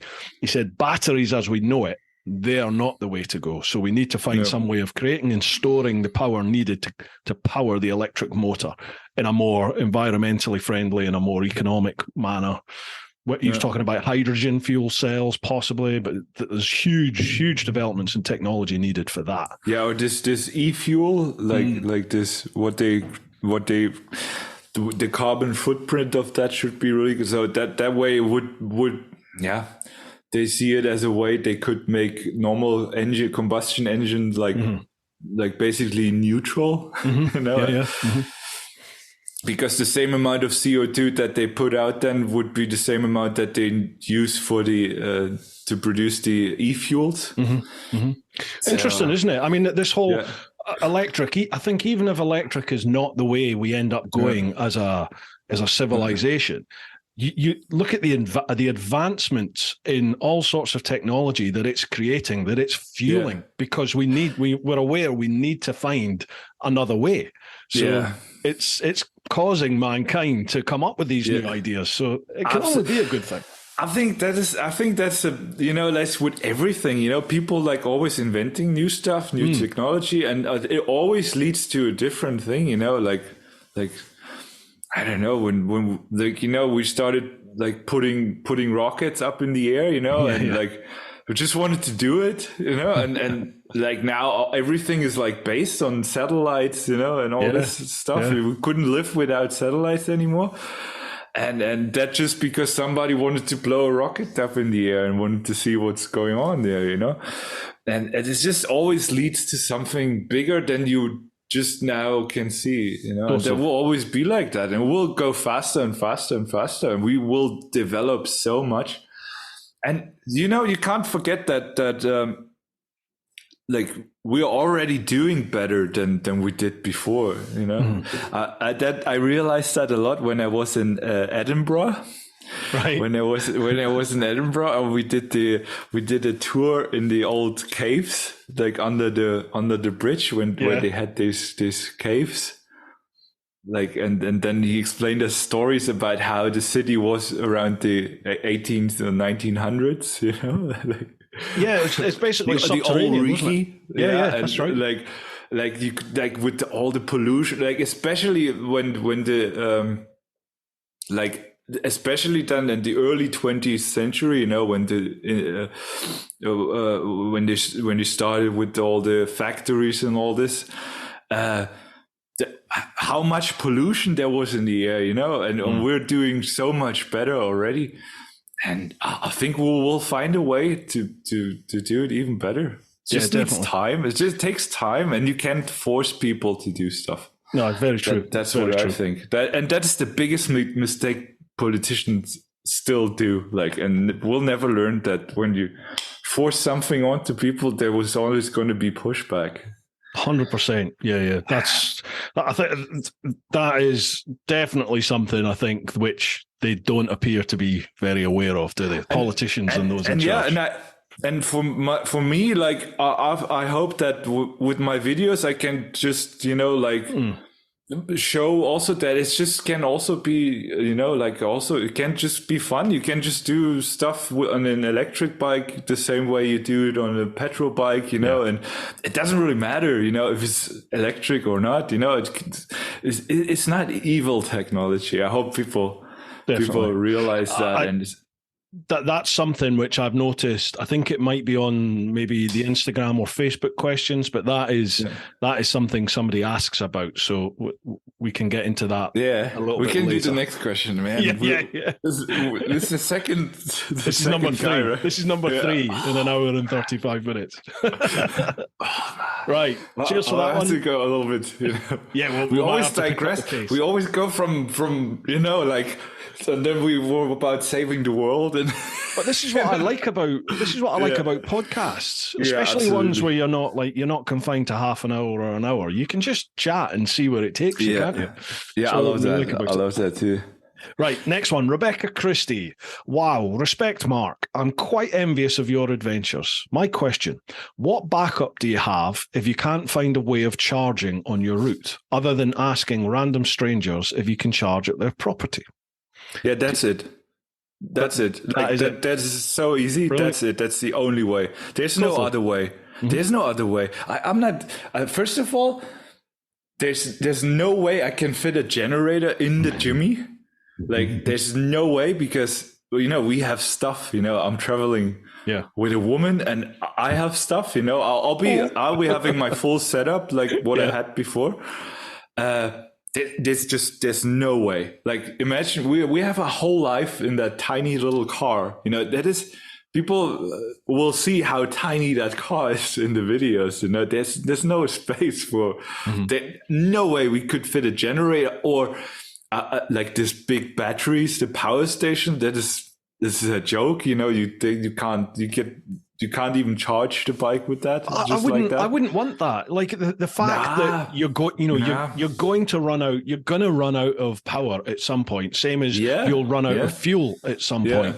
And it's when that happens that is when the adventure starts. That's when you start relying on the kindness and generosity of the people that you meet, and then that takes you down a different path. And they'll introduce you to other things and parts of the country and the culture that you might not have appreciated had you just sailed on straight through. It would be the worst thing if everything would be just going like it would be boring as shit. It would be so boring. Even with my old Honda, a petrol bike, and I had a lot of like not even a lot of it was basically always the same problem that always came back. But I met the best people when I had problems. When I had a flat tire, and then people just drove up to where I was and brought me a spare tube, and it's just such a great time always when I had problems. And this is why, I don't even think about bringing like a backup or something, or generator or whatever. That never crossed my mind, I will just, I'll have to ask people. I have to push the bike in worst case, what you gonna do, or if it, now with the Jimmy, it's cool. We can just set up camp wherever we want, like and or wherever we have to. We wait until somebody comes along, or hey, or if there's maybe there will be a horse that I have to hold on to, and hold on to the Jimmy for a bit, And luckily that is like a driving fridge with the tent and stuff, and I can just, when it's when I'm getting close to the limit, I can just drive behind Marie for a while, just in the, and it'll just draw you along. Shadow. Yeah. Which really works with electric motorcycles. That is really like, you can increase the range so much just because taking wind resistance out of the game. It's ridiculous how much mileage you can get. And as a filmmaker, it's all this sort of stuff which is going to make your content a goldmine, isn't it? That's what's going to be the engaging factor. I mean, I've never been like the, like I'm trying to drop the bike as less as possible. Like I'm not that. That I don't want to ever make that a thumbnail. Eve laying on the side or in a ditch or somewhere. It's going to happen, mate. It's going to happen. It's gonna happen, But that is, I'm trying to avoid all this, to try to keep her upright. But this is like, it's always about the story, Like for me, at making movies, that is, by the way, the hardest part every day. The hardest part is like coming up with an idea. What could that day be about today in the video? What? Because I want to have a good, cool little story every day, Most of the time, something happens on the way anyways, but I don't know that in the morning. You know what I mean? I don't know what's going to happen. So you're not reactive filming? Are you trying to have an idea? I mean, you have to be reactive filming because there's no way around it. You can't script the day, really. You can't script anything. That's just not possible. But what I'm trying to do is like just... Usually it's something that like that I have in my mind anyways. When you sit on the bike the whole day, you always think about something, there's always like, and there's just a little thought that like you keep mulling over it like hours, like just a little thing. And most of the time that is something then I talk about in the video, and as soon as I have one thought that I think, that could be interesting to talk about today in the video. And then, make that kind of like I'll try to make it as a topic or when I wake up in the morning, I feel really bad. Then I will tell people like how I feel today. Share it. Yeah. That kind of stuff, But most of the time something happens anyways during the day. But like, as I said, you don't know that in the morning. So I'm always trying to think of something, because usually I'm not like, oh yeah, today I'm going to visit that castle, or I'm going to, like make something worth visiting, or like most of the days I'm just riding, I'm just going somewhere and just see what's on the way. Yeah. And that's why sometimes it's important for me to think of something because I'm also not that kind of guy that just can talk. I mean, sounds a bit weird saying that now after talking for like 2 hours, but when I'm on the motorcycle and trying to make a video about my day, I can't really just, hoot on and about something. I can't just really talk. I really have to think about, what do I say now? Like, I want to say that now. I'll say that. You know what I mean? It's not like I can just talk and talk and talk for hours and then I just cut out the best parts later. Yeah. That's not what women motovlogger can do that, especially American women motovloggers. They just talk and talk and talk for hours in their moto. They do like 40-minute motovlogs. God. Just talk about nothing. Yeah. Like, you know what I mean? Just talk and talk and talk about nothing. Yeah. And I can't do that. So I really have to talk about something. Like, it has to be something. Or I have to say something. What I found with me, what I've realized is that rather than use 3 words, I'll use 303. Do you know what I mean? So for me, it's exactly the other way around. You know what I mean? But what I found is that I've definitely try to condense what I say, and I try to get in my vids. I try to get more to the point. The podcast, this is me normally. But in my vids, I try and condense it right down. So there is just like maybe a minute, 2 minutes of talking, and then another sequence, something else, just to break it all up. But even having said that, sometimes I find myself with a big chunk of dialogue, and it's just like, just get rid of all that, chop it all down. The moment I do that, most of it I cut out anyways, and that's why I always I never really do that. Like, that is, I mean, it's not the videos, it's not scripted. They can't be. That's impossible to do that. I would make things easier, but it's just impossible because I don't know what I'm going to do. Like, I'll wake up. I don't even plan the day before. I don't know what I do the day after, because I'm still in that day making the video, editing and stuff. And I think about the next writing day when I press publish. And then I think about, what do I do today? Like, where do I go today? Yeah. What do I do? So that makes it impossible to script. But during my day and the stuff I film, I know exactly what I film. Like, what you see in the video is also basically all I shot. Oh, okay. You know yeah. It's not like I don't have like hours of footage every day. I've almost every day almost the same amount of gigabytes on footage. Jeez. Like I film, but I mean I film with like 5 cameras, like including my phone. But it's always just that moments that I think they are now important for my video. You know what I mean? And those moments I film.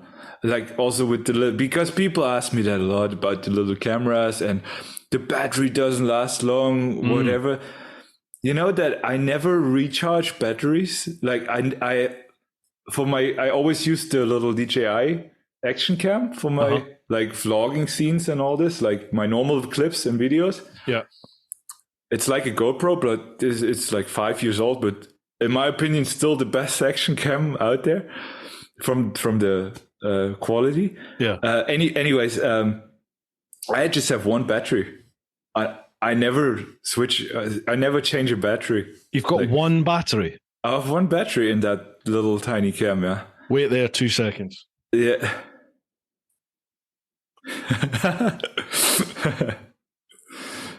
Jesus. That's all my GoPro batteries. Yeah. Can you see that? Yeah. There's about 30 in there. No, I have one battery, and I never have to recharge it. I always No, really, because I always shoot little clips. I know exactly what I want to shoot. I see it in my head, and then I film it, and then it's there. And same as with the little cameras. Same thing. I press it.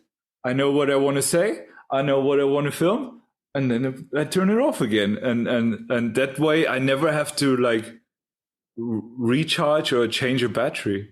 Mark, can I come and join you for a week just so I can see how you do it and learn? Yeah, I mean, eventually one day I might do a little video about that. I haven't got to that point yet, but this is what I do. I get so many questions, obviously, about that.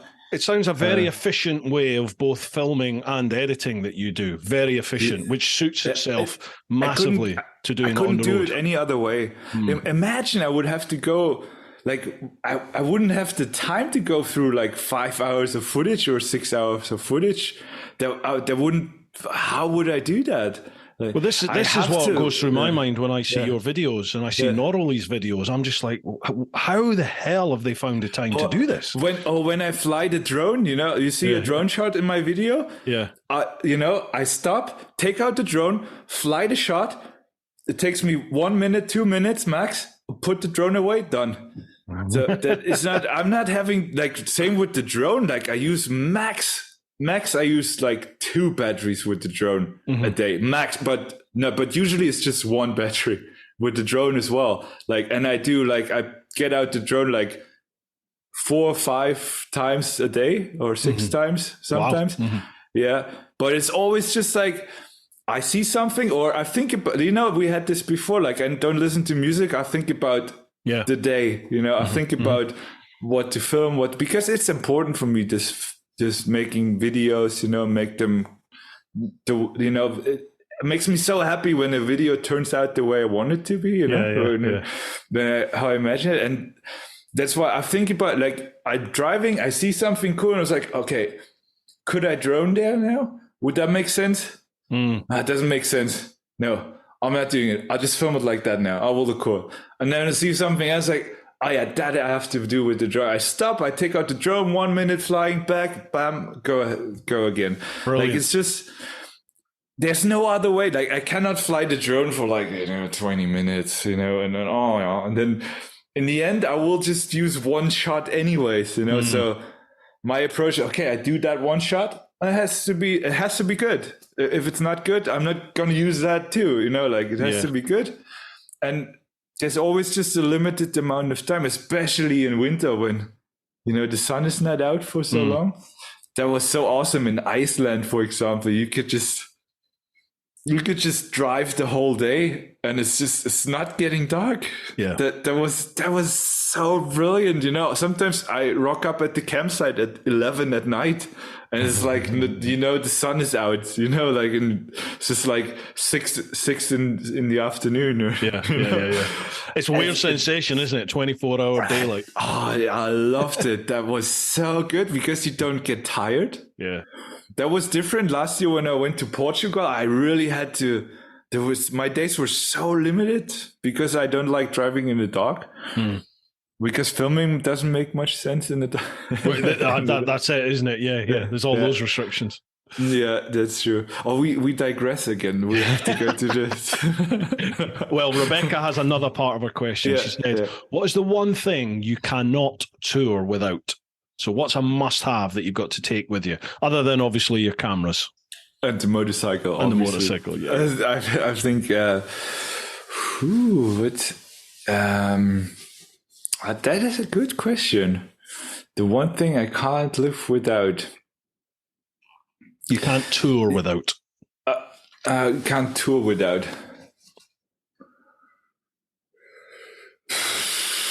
Yeah, I mean, if you take off the obvious, like motorcycle and gear and stuff. Yeah, I think I would always do motorcycle tours always with a little tent as well. Always, I would always. I know some especially YouTubers don't do it. They don't bring a tent. Some of them. I mean, even if I know that I mostly stay in hotels or something like that, I'll always bring it just in case. It feels just as good. a backup. Yeah, it feels good to know. I have my little shelter. I bring it on this trip as well. Like I bring it again, my little tent that I had. That is super important for me to know. Okay, whatever happens, I can sleep somewhere, or I can find shelter somewhere. That doesn't bother me. I just sleep on the ground. I'll just sit against the wall and go to sleep. Yeah. So. yeah. I saw that in your UK trip with the electric rig. You just slept. But the electric's different, though, isn't it? It's not like I'm not sleeping there for the whole night. It's literally it's for 20 minutes, half an hour. Off you go again. Off you go. That to answer that question, that would be my one thing that I would bring for sure. Definitely. No, I love sleeping in a tent. Camping out is just the best. It's so cool. I'm sure you'll experience this, but camping in the desert, sleeping in the desert, it's the best sleep I've ever had in my life. You get the heat coming up from the sand. It's just amazing. And if you do get the opportunity to look up at nighttime, the skies are just... literally out of this world. It is phenomenal to see. I can't wait for that. Like that will be so cool. Right, we better crack on. Biker España. Hi to you both. A couple of questions, if I may. Question 1: what do you think is or will be the biggest drawback to electric bike use for the trip? Range is the obvious one, but what about weight, maintenance, hot or cold temperatures, etc.? I mean, that is really hard to say because there's not really so much drawbacks that I think there's going to be, because maintenance wise, I covered a lot now. Like she was gone, and I got so lucky with the mechanic, man. That it was just such a brilliant guy, and he's not just a mechanic; he's an engineer, And he was test driving Zeros back in California. Wow. It's just what a really great guy, and he did a lot of stuff, and he also gave me a crash course and gave me, like, he printed out stuff for me, to like have to just so that I'm a little bit prepared for whatever could happen. You know what I mean? With the I don't know, and he explained how to change a belt right, stuff like that. A belt can break. And then he explained to me how to put it on and all, so like little stuff, or how to remove the GPS in case I have to, when I'm in countries where it's not allowed. There's countries where it's not allowed to have that on the motorcycle. It was never an issue, honestly. That has never ever been an issue for me. There's places where even in Europe, there's places where you're not even supposed to have GPS if they've got the speed limit, the speed cameras on them. You're not supposed to have helmet mounted cameras, but it has never ever been an issue for me ever. Yeah, I haven't experienced anything like it as well. But little things. But the thing is with the electric motorcycle, what can happen really is that when it breaks down, that it could be like really, like it's either running or it's really dead, like it's dead, when there's something like if I rip off the controller or something, because the control unit is on the under the battery. Yeah. I put, and there was just plastic as a cover, but I replaced that with metal now. You got a proper bash plate there, yeah. Yeah, like a bash plate, yeah. Mm-hmm. And so that could happen, that the bike shuts down and there's nothing anymore. Like I can't do anything. And if that happens in a place where there's no, like AAA or something like that, that could be an issue. Then there could be. But then again, we spoke about, that's when you rely on other people that you meet. And luckily, I have like, I know this awesome mechanic now, and I have his number, and then he said, like, call me whenever, call me anytime, and we get you through this, and just have to rely on people then. And that is basically, and that can be with any bike, like also the new bikes, they have so much electronics. Yeah, true. No, it is. And what you'll find is, as long as you can get whatever country you're in, as long as you can get to a capital city, there will be somebody in that capital city who is either a distributor or can get whatever you need. And it's just a question of getting there from wherever you are, if you're a mobile. So, and again, that's another arm of the adventure, isn't it? Exactly. And luckily that is a good thing. I have we as YouTube community people, we have such a big base of all sorts of people that we can reach out to. Of course. That is so cool. I mean, I can ask many thousand people for help, just or for knowledge, totally. If there's a problem, and they're all willing to help. And there's some people that will just go above and beyond to help you out.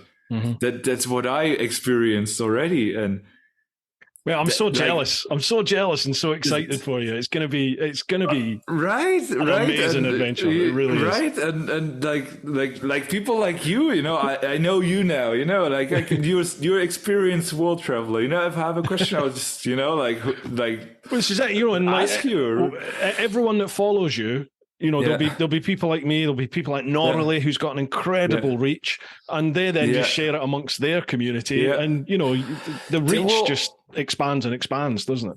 Yeah, and there will be, and somebody will know somebody then that can help you out, Totally.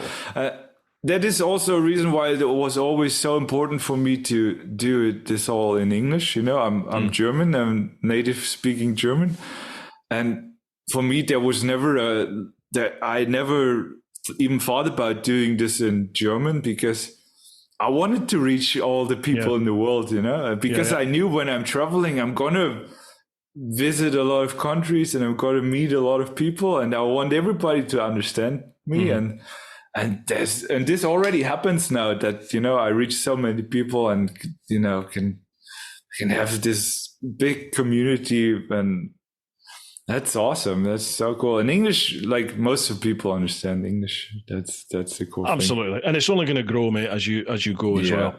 For sure. Biker España has another question. Which countries or places are you looking forward to visiting the most? That is also a good question.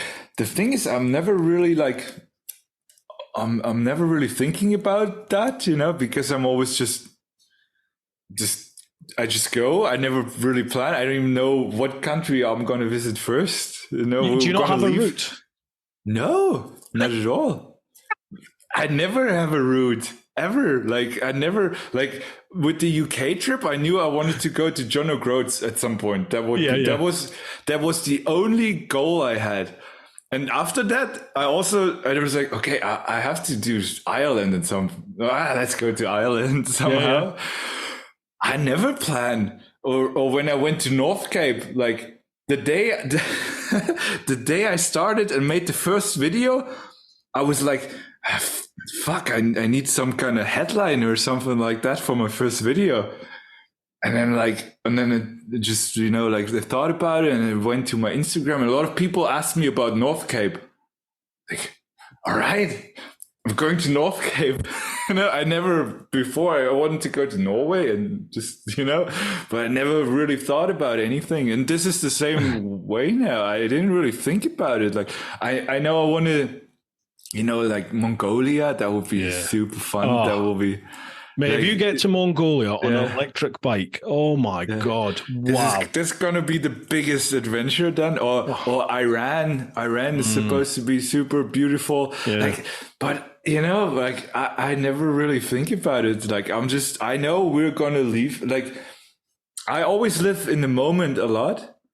Right now it's a lot okay, I have to get this apartment cleaned out. I have to get ready. I have to sort this out. And then the moment I will get on the bike and Marie in the car and we drive our first day, then it's going to be, okay, now we're in this. Okay, what are we going to do now? So do you not have, you must have, what direction are you going to head on day one when you leave your apartment? Yeah, that we want to go, there's a famous Christmas village in Germany, down in the south. And Marie always wanted to go there, and okay, we're gonna go there. Mm-hmm.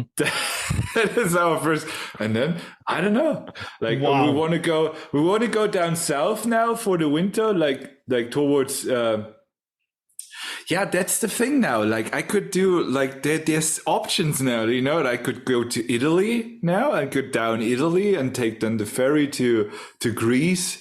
Mm-hmm. You know, or something like that. Or I go like Croatia and do like, and Bulgaria and then go Greece or go Turkey. You know, but yeah, like let's see, let's see.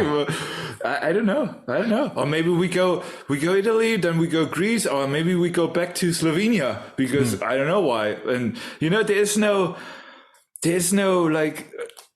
We'll play it by ear, you know. Did you have any plans to do Africa? Yeah, for sure. Yeah. I want to go to Africa. Oh. Yeah, for sure. But that's the same thing. Like, how are we going to do that? Like, we go Egypt first? Yeah, or when do you do it? Yeah. Do we go, like, maybe we go back to Spain and go to Morocco first, you know? Like, I don't know.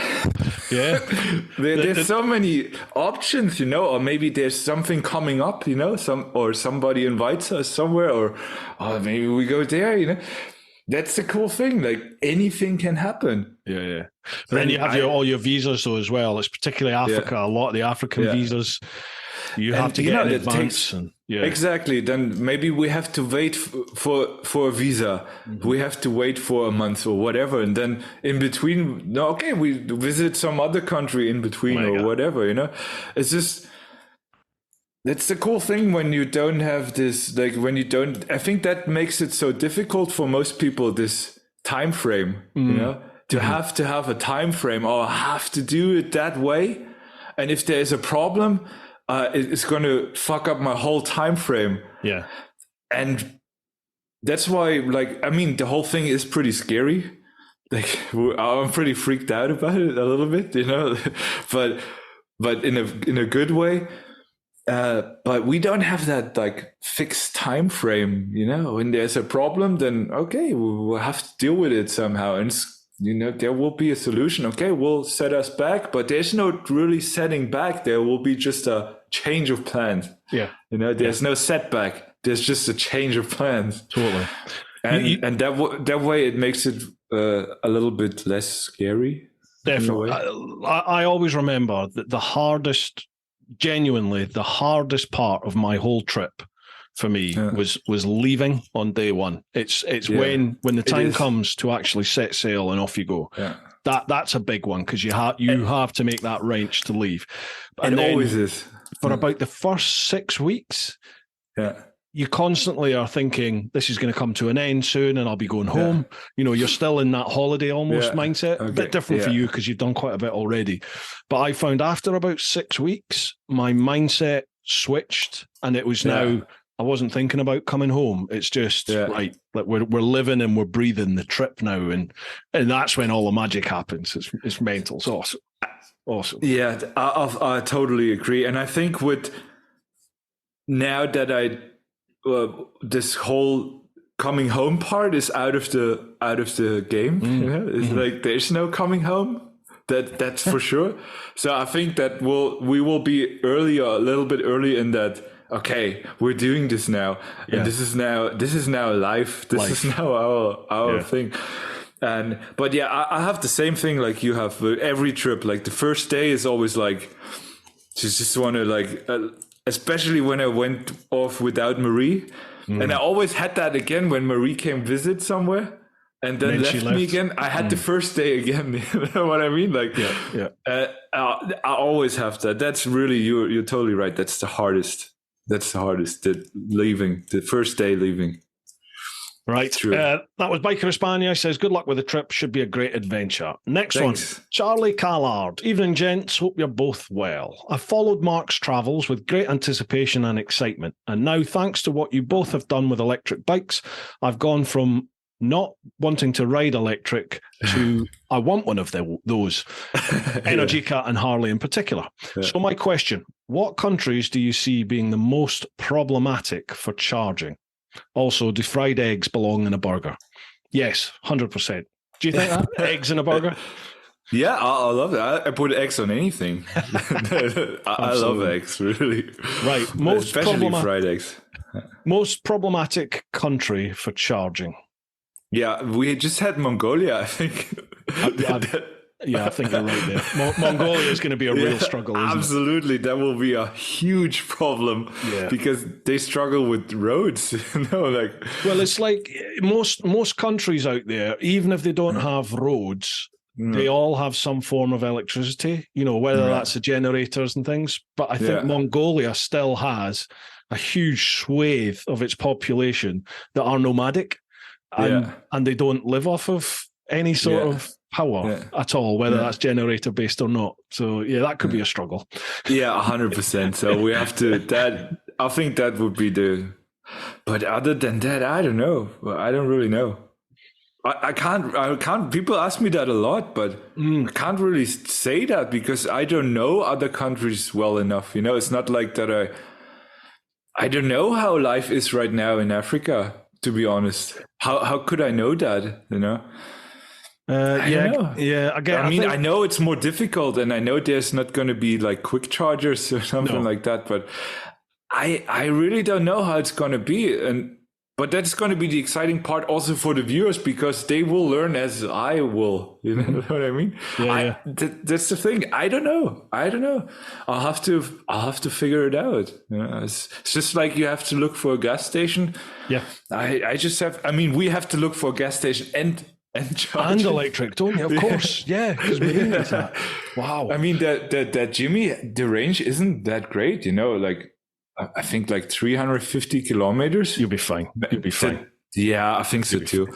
This is just a small gas tank, and I don't want to bring a spare fuel or anything. We won't have space for a 10-liter spare.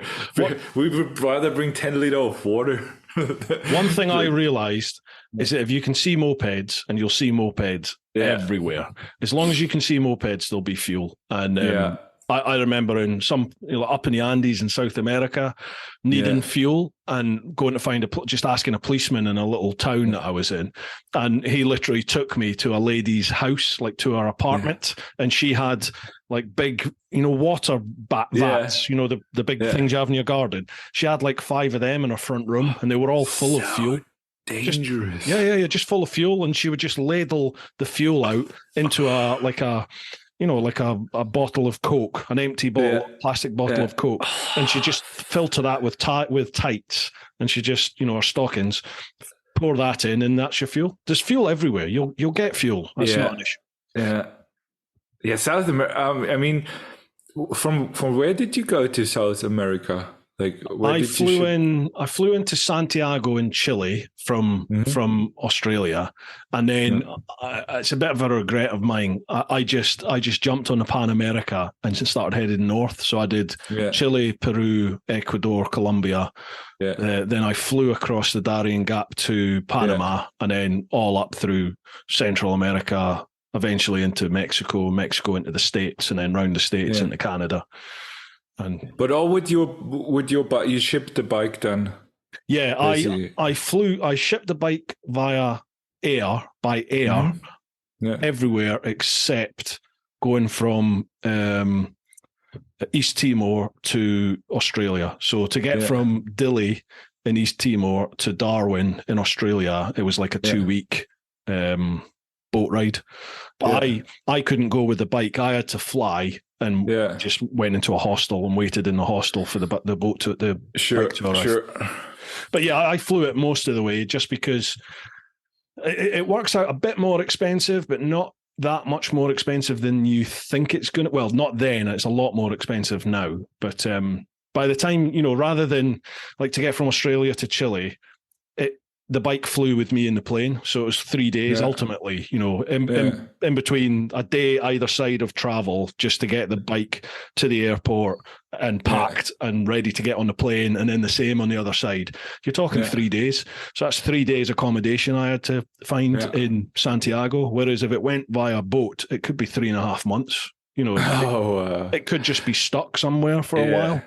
So, ultimately, there's a lot of those costs people don't take into account when they think about shipping. I'm fully aware of that. Yeah. Like, I want to do South America and America too, but after New Zealand, after we got to New Zealand, that will be at a later point. And I don't know, I don't really know like how I'm going to do it. If I ship the motorcycle there, I for sure probably won't ship the car there, because I don't even know if we're going to bring the car back to New Zealand as well. Right. We'll see, because they're weird about like, in case we want to register the car there, we apparently couldn't do it in New Zealand because of the left-hand drive. Right. Yeah. I think like Marie said something like that there's a problem that you can't register the car when it's like the left-hand drive there, the left-hand wheel, because you can only register it in New Zealand with the right hand. Yeah, because they're like the UK, they drive on the left, don't they? Yeah, exactly. Yeah. And there's some issue with that. So we don't really know what we're going to do with the car once we're in like. Yeah, because I also want to go to Japan. That will be awesome. I was going to say to you, say, if you possibly can, go to Japan. No, we will. No, that is 100% clear. I just don't know how we're going to do it with the car. Like with the motorcycle, that's 100% sure. Like I want to go there. And are you going to South Korea? Huh? Are you going to South Korea? Yeah, I would love that. Well, there's a ferry. There's like a roll-on, roll-off ferry. So you can literally you can ride your bike or drive the car straight onto a ferry, and that ferry will go from South Korea across to Japan. Perfect. It's a nice ferry. It's all right. But we're going to do that for sure. Yeah, for sure. Japan is amazing. Amazing. Yeah. I mean, and it all depends, what is in 2 years, like, now within. So much happened within 1 year now for me. So much, like I said, like a year ago, I would have never imagined I could even make money with YouTube. And now the last trip, I could completely finance just with the videos, the whole journey. Wow. The whole journey, and plus the repairs for the bike too. Just with the, but that means putting out videos every day, bam, bam, bam, bam. But I don't know what it's gonna be in 2 years, like how it's gonna be, and we'll have to see. I don't know, but for sure, as how I'm gonna ride that motorcycle to New Zealand. That is definitely.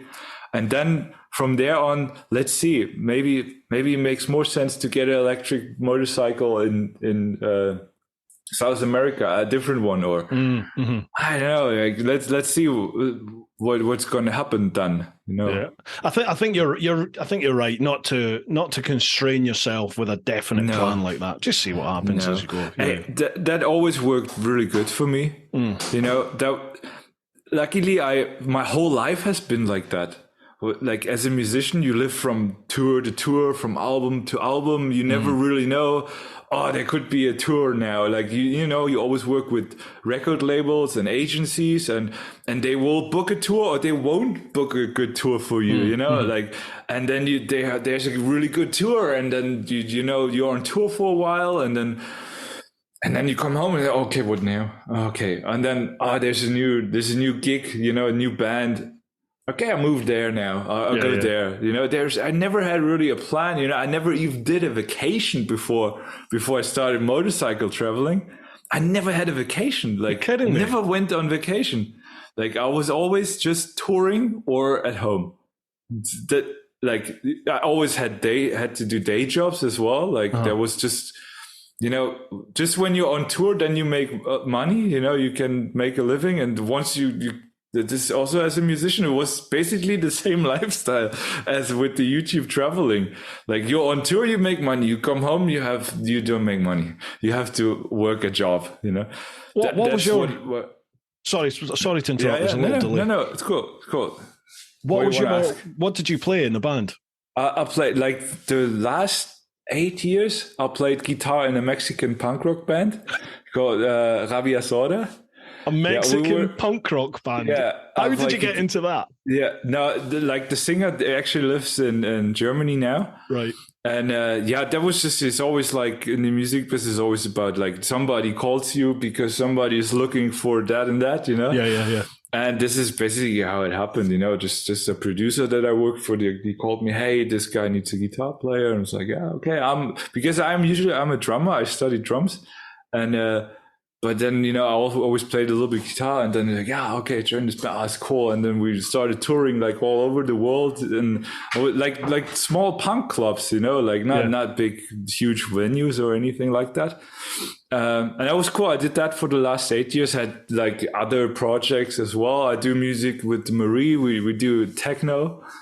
Marie is she's a DJ, and when we met, then I wanted to do something with her, and then we started producing electronic stuff, and then we did shows as a duo. Like she did her DJ thing, and I played live percussions and keyboards, electric drums and all this. Yeah. And that was right before COVID hit. We started touring. We played shows. Like we played a huge festival in Australia. And we came back from Australia, and then COVID happened, and it was like, end off, yeah. Everything, it was crazy. Yeah, and I always did, like in my 20s, I said at the beginning, I played in a hard rock band, like Motorhead kind of style, but with German lyrics, like really hard. And we had there was a lot of our fans, they had this like fan groups, and it was like built like motorcycle chapters. They had this vest, leather vest with their patches and all this. It was fantastic. We played a lot of like motorcycle meetups and all this. I played shows with. I played Wacken, the big German metal festival. Wacken. No, it's the biggest metal festival in the world, like with 80,000 people. Jeez. Yeah. It's the biggest in the world. Like and I had the chance to play there. That was really cool. And we played shows with Motorhead and with Alice Cooper. Wow. Really? Yeah, just it's like opening up, or on a festival. Yeah, opening acts. Yeah. It was good times. It was really fun. I had, like I said at the beginning, I had my fair share of sex, drugs, rock and roll. That's another podcast. that would be that would be. I could write a book about all this. Are you going to write a book about the travel, about your trip? Yeah, I should do that, right? Absolutely. That would be a good thing to do. Like if I have the time, then at some point I'm probably gonna do that. But I haven't planned it. Like it would be something to do. Like when you're in New Zealand, then and then counting sheep, and there's I could write a book. Something to do then. Yeah, absolutely.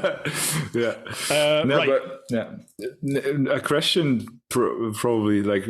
A number 4 or 5 now? I think it's about 5. I think realistically, there's another 4 questions on Patreon. We should do like a quick 10 questions, just like one straight up answer. You know what I mean? Like, and then if you think you're capable, I don't think we can do this, but like we can try it. Like a question marathon for Pit. Okay, right. Next one. Pete English. Hi guys, hope you're both fit and well. Great to hear you've got Mark on, and good luck with your electric bike challenge. My question: who's been the most influential person in your life and why? So not in motorbikes, but in your life, and why?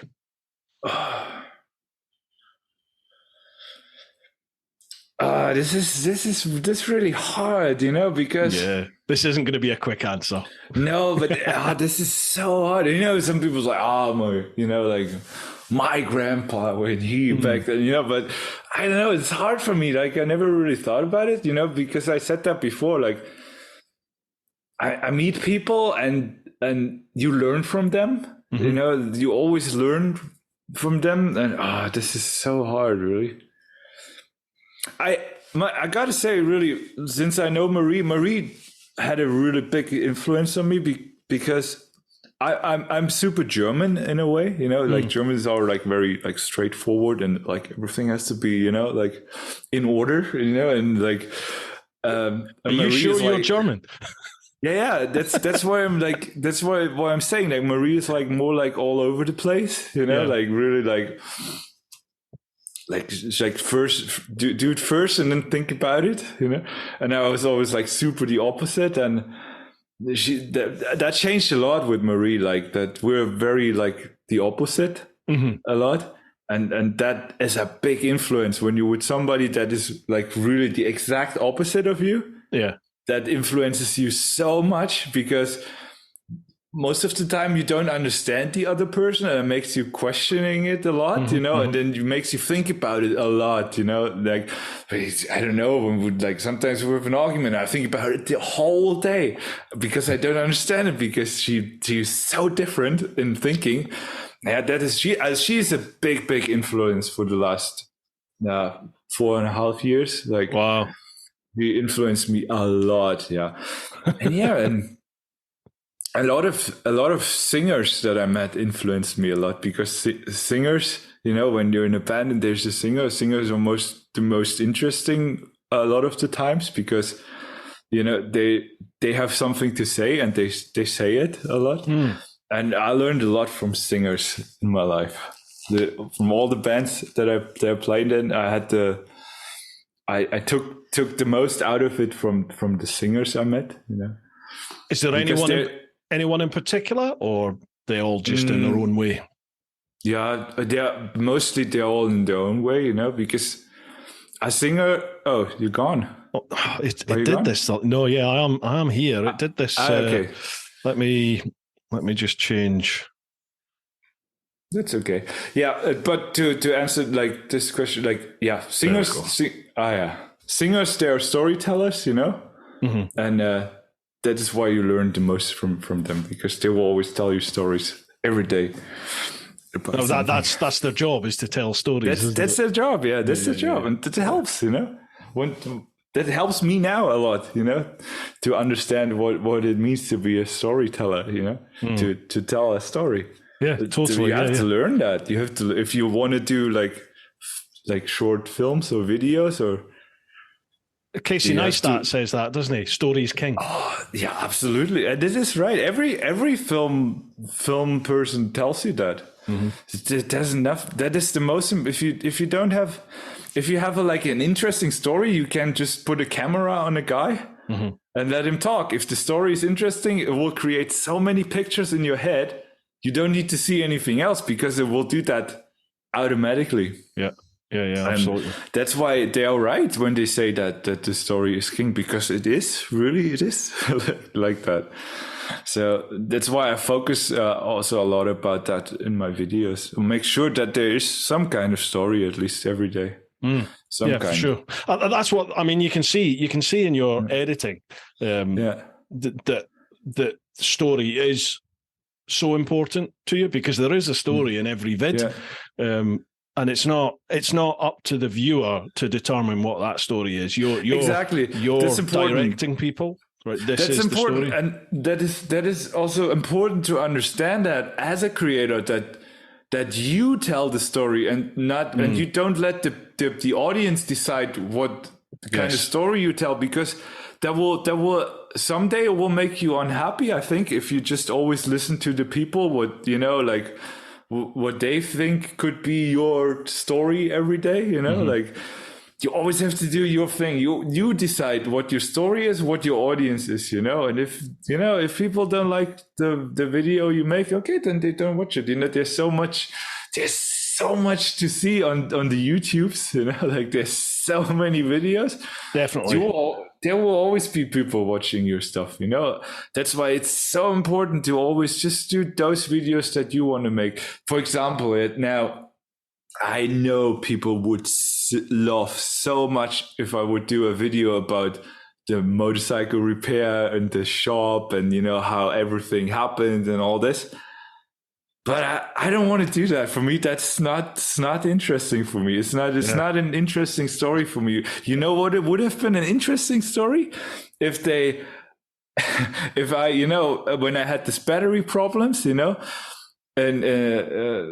when I was in Ireland, what would have been a really cool story would have been if they would have changed the battery right there and then in Dublin, right away I get there and then they swap out the engine, the battery, or in the motor too, maybe just like super guerrilla style, like in 4 or 5 hours, imagine that story. It's that story. Like I go to Dublin, I have problems and then, they come in, somebody flies in there, they fly in a battery. I'm like, that would be so huge, what a hero story for the manufacturer, but they didn't want that. Well, this leads us on to the next question from Joe Hicks. He said, what came of the visit to the dealer when you got back to Germany, Mark?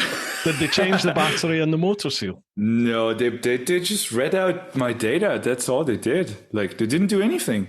Well, back in Germany? In Germany. I thought you mean in Dublin. Back in Germany. Yeah, in Germany, the battery. It's a new battery. The motor is the same. There was just a problem with the seal. That there was the seal was broken, and that's why there's some lubricant in there. Yeah, that was not a big deal. That was, but I didn't know that. This just looked shit, and but yeah, they did that, but the major thing was the battery. That was the battery is toast. Like there was never working properly. Like since I have it, it never worked the way it should work. And No, go on. Sorry. Now that I have the new battery is a whole different model. Like they don't put in the old batteries, like the old models anymore when they swap out batteries. Nice. Beautiful. You can imagine why they wouldn't do that. Yeah. It's old technology, isn't it? Yeah, I mean, yeah, and they're like probably not so reliable, but the new batteries, they're supposed to be really good. They have a whole different system. Like their whole structure is different from the new. They look the same from the outside, but the inside is a whole different thing. It's all different. Awesome. Nice. Well, see how long this one lasts, won't we?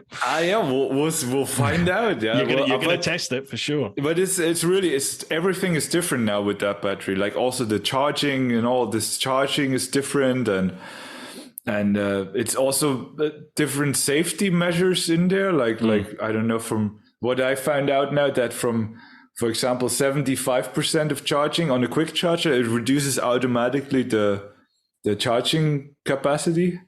Like it will just reduces the speed just to save the battery. Yeah.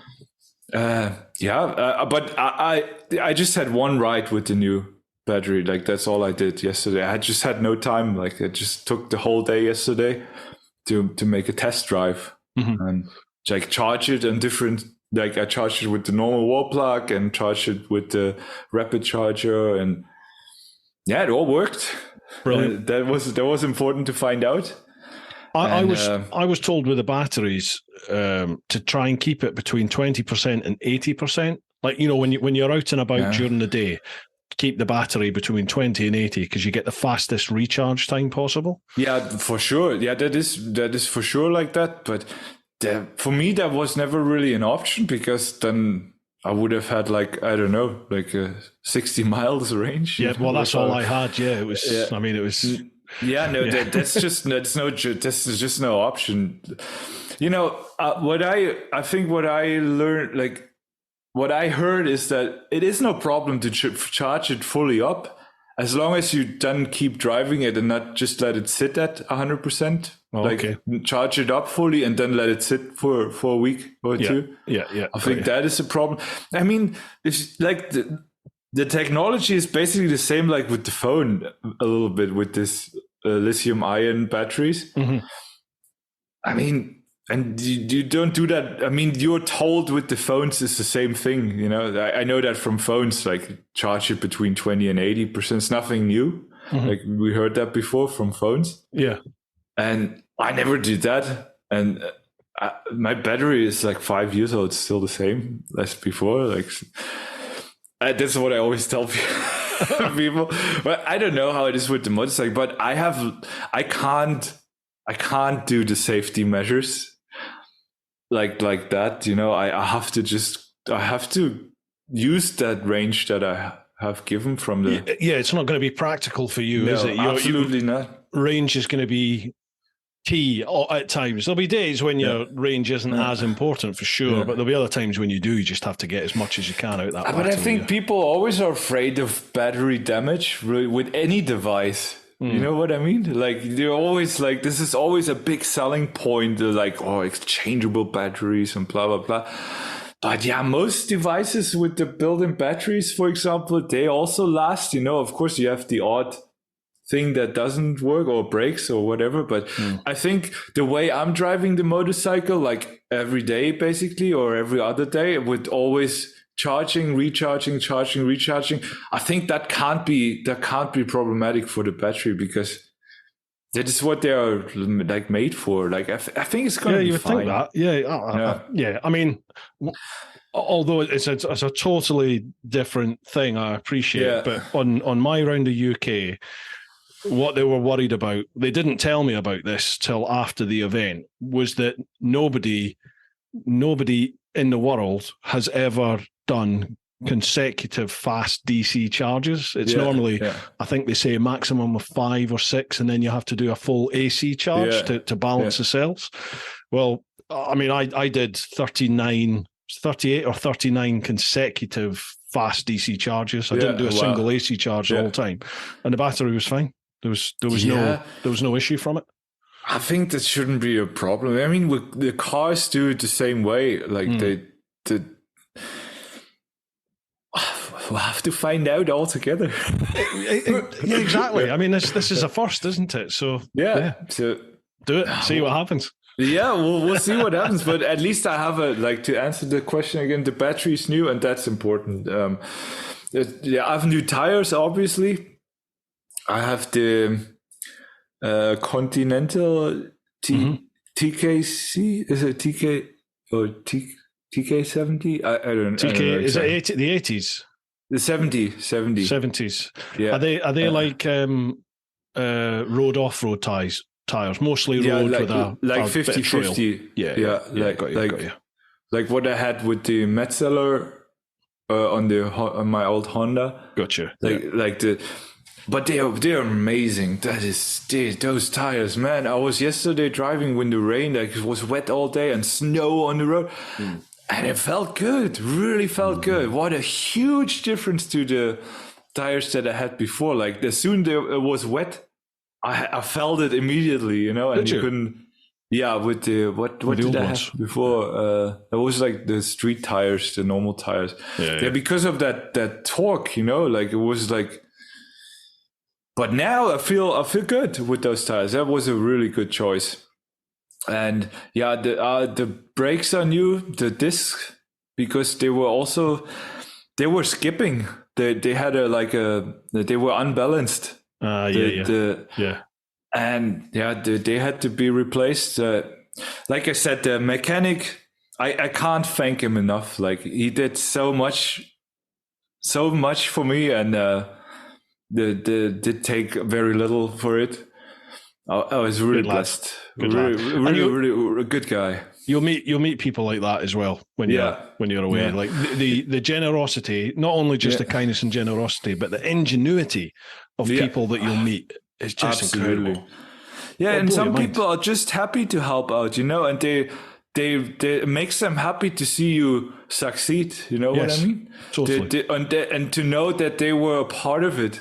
They made it happen with you together, and I love that feeling when I get that. And I had that in like when I visited other repair shops on the road that offered their help, and that is just the best feeling. It makes everybody feel good, Everybody feels good afterwards after something like that, because I know now somebody that really cared for it, worked on the bike. That's just the best feeling you can imagine. That's just so great. Yeah, but that makes me very confident. And even if something, and we had that before, like if there's a problem, it's gonna be we'll solve it. You'll have a queue of people waiting to help you. Don't worry about that. Yeah, for sure. Right. Second last question. Harley. How's it, guys? Mark, what is the electric trip to you? Is it to be different or to do the unknown on an electric bike?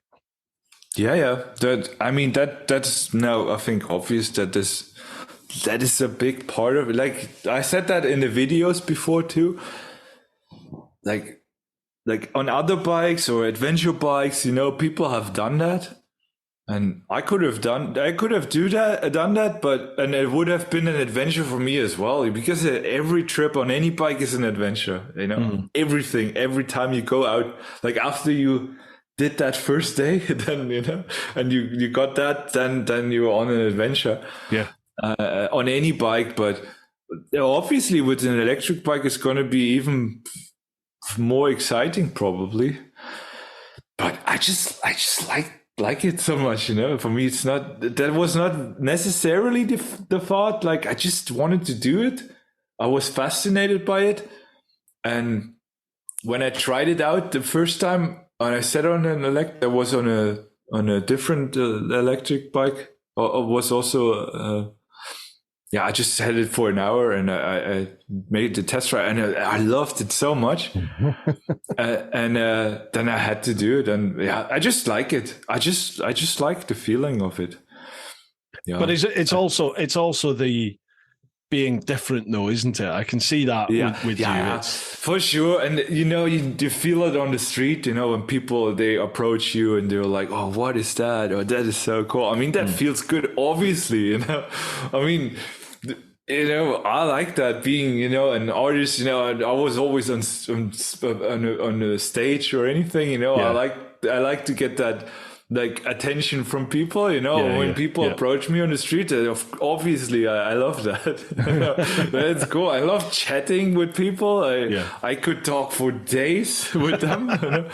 And mostly I do, and then I realize, the bike is full for half an hour already. Okay, I could have gone already, but then you just keep on chatting away. I just love that. That is obviously really cool. I had that with the old lady too, with the old bike. Yeah, but not at this extent as I have it now. Like when people just shout at you when you stand on the traffic lights or anything, and it's like, and that is here in Western Europe. And imagine what it's going to be like. Yeah. Oh, imagine. Because this is also like, it's a real big motorcycle. It looks a bit spacey with the big battery and stuff. It looks interesting when you see. Like, imagine you've never seen something like that before. Mm-hmm. And you see that, and it's like, what the, Yeah, I remember because I did it on the sports bike. Like, being a thing that really sticks out in my mind is being right up on the Ho Chi Minh Trail in Laos, right up on like dirt tracks, just mud and rock and everything, and proper mountain people, living in the mountain huts and stuff that are there. And even those people, as you went by, they would sort of look at you, and then people would be like, Valentino Rossi. They just look and they just see a sports bike, and they love it. They absolutely love it. Yeah, because it's such a big bike. They know the little mopeds. You see them everywhere, and in other countries they don't have big sports bikes. You don't see those on the street. Like that is also a novelty. Like in Asia, like there's no market for a little bike. But you're going to have a big bike, and then there's going to be two stages. It's a big bike, and then people going, it doesn't make any noise. What's going on? There's no sound. And that is gonna be super crazy. Yeah, imagine at the borders. I imagine that really crazy when then they look at the for sure. That's gonna be very exciting with the borders then, and interesting. Like, you'll be fine. You'll be fine. I'm pretty sure. And now having also a girl with me, that will smooth things out a lot for sure. Pretty sure. Always works. You won't have. You'll be fine. Don't worry about it. The borders are just borders. They're just. Anyway, they've all got the same sort of path that you have to follow to get through. Some are quick, some are slow. Yeah. Just depends. Yeah. It's just something for me. It's something like something that I'm not so used to, what I mean? Like being in the EU with no borders now. It's like, so it's a novelty then for me, and to have all these border crossings, but that's also going to be the exciting part, like besides electric or whatever. Like it's all part of the adventure, all part of the journey. Absolutely, yeah. Mark, I think the best way we do this is we make this the last. It's this camera, isn't it? We make this the last question, and then how do you feel about once you're on the road later on in the journey, and maybe 6 months, 12 months, whatever time, come back on and we'll do some other questions then. How about that? Yeah, I'll love that. Really. It'd be awesome to see how your trip develops and how you and Marie, yourselves, how you change and with the experiences that you're going to have. Look forward to it. I also plan doing like there will be days where I'm not traveling and stuff like that. I also plan to do like live streams every now and then. So, and then maybe you come on, and we do something like that. Yeah, that'd be mint. We do like like a chat like that, like live on YouTube, with the live audience questions and all this. It's going to be fun as well. We should definitely do that. Stay in touch. I would love that. Right, and I will get in touch with you anyways if I have any questions. I'll be following me. I'll be watching the vids and commenting. Don't you worry. Right, last question. Martin Yoxall. Hello to both of you. I've enjoyed both your vlogs showing different angles on electric bikes. One, a manic endurance around the four corners of the UK mainland, and the other, a more chilled out tour taking in the sights. Both were mint.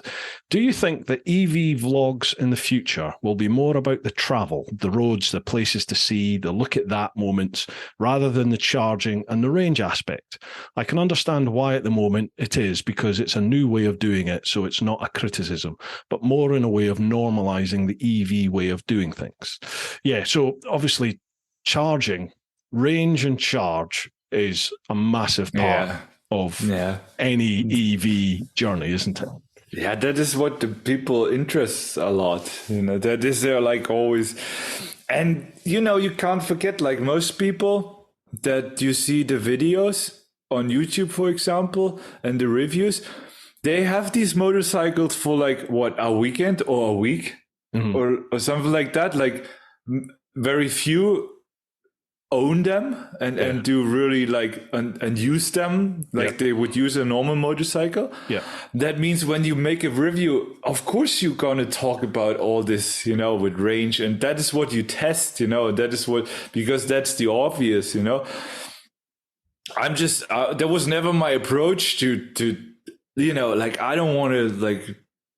I don't want to sell anybody anything. Like, I don't care if anybody buys the bike because of me or whatever. I just like it, and I just want to ride it. And that's why I ride the motorcycle the same way I was riding my old motorcycle, and do the same things.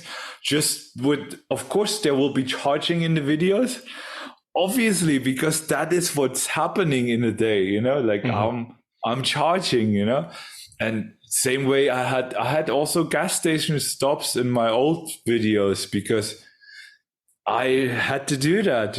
Obviously I wasn't, there wasn't so, when I did a gas stop, I was just eating something and filling up, and then that's it. I had a little bit of more time now always with charging. So yeah, obviously I was then like making it a little bit more part of my videos. And also it was also for me, it was interesting, like also the spots where I found charging, because sometimes there was charging stations at the weirdest spots, and at the, like, that like at places where like, okay, here's now I can charge here, really? Yeah, and there's nothing round about them. There's nothing there a lot of the time. Where you think, like, sometimes just like one little farm or something like that, or like, and there's or a castle, like, just put it up. That was the coolest thing, and that we had that before, about scripting and stuff. You can't script that because that just happened. I didn't know that. I just, maybe I can't say that too loud, but when I'm driving, then sometimes I look I look up the charging while driving, when you're stationary, obviously. Yeah, obviously. And then I don't read the descriptions or anything. I just type it in and then okay, pick that. Mm-hmm. And same was with that video. And then I was like, where am I going now? And then I saw this. I was like, how cool is that? And that was then the topic of the video a little bit, just sometimes cool stuff happens, and sometimes charging can also be a cool thing. Doesn't have to be boring always. Yeah, absolutely. It can also it's just how you see life. It can be, there can be chances, or there can be,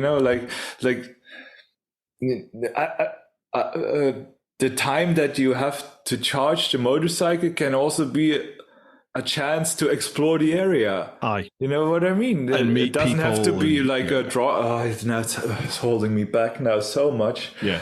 We can also use that time and do something cool. It's all about what you're going to do with it. Definitely, yeah.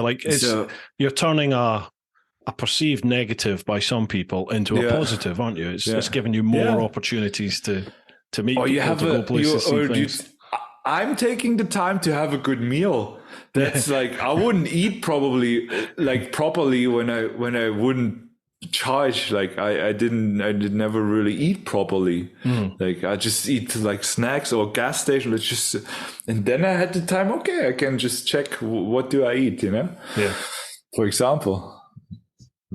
It's going to be cool. It's going to be an incredible journey to fall. Not only for you guys to partake in and be part of physically, but for us as viewers to experience and follow along. Can't wait, really can't wait. And I try to make it as make the videos as good as possible, and try to make everybody at home feel like they're on the journey with me. That is always my approach, to make the people feel like they're with me there and can experience the same things that I experience just from at home, When do you head off again? Yeah, as soon, this looks nice here, but the rest of the apartment looks like empty. There's just a bomb going off because everything is in card boxes but yeah, we're trying to sell everything. This couch will be gone tomorrow. I sold it already. Somebody's going to pick it up. As soon as we got the house empty, probably in a week or two, we're going to go. Wow. Can't wait. Yeah. Can't wait. Yeah, it's gonna be cool. It's gonna be some winter adventure. The first videos. I know people love that.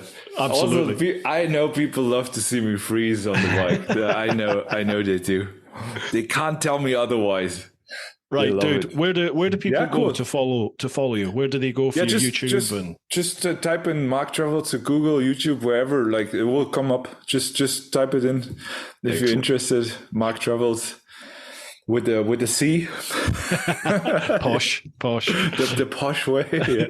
Right, it's actually because my name is Marcus, but Marc Travels sounded a bit cooler. I think. I'll leave all the social links down below, folks. So Perfect. if you're watching the vid, check out the vid description. If you're listening to the podcast, have a look at the show notes, and all of Marc's socials will be there for sure. Dude, cool. Thank you so much for coming on. I really do appreciate it. Thanks for having me. I really enjoyed it. Really, I love it. Me too, man. I'll listen to the podcast. So I'll put it in and we'll give a listen. Brilliant. Yeah. Right, folks, hope you've enjoyed this one. There will be a part 2, maybe even a part 3 later on during the actual journey itself. For sure. But for the meantime, folks, hope you've enjoyed this one. Keep doing your thing. Look after those that you love. Get on out there whenever you can and live your life. Ooh-ha! All right. Thanks, dude, man. Thank you so much for that, man.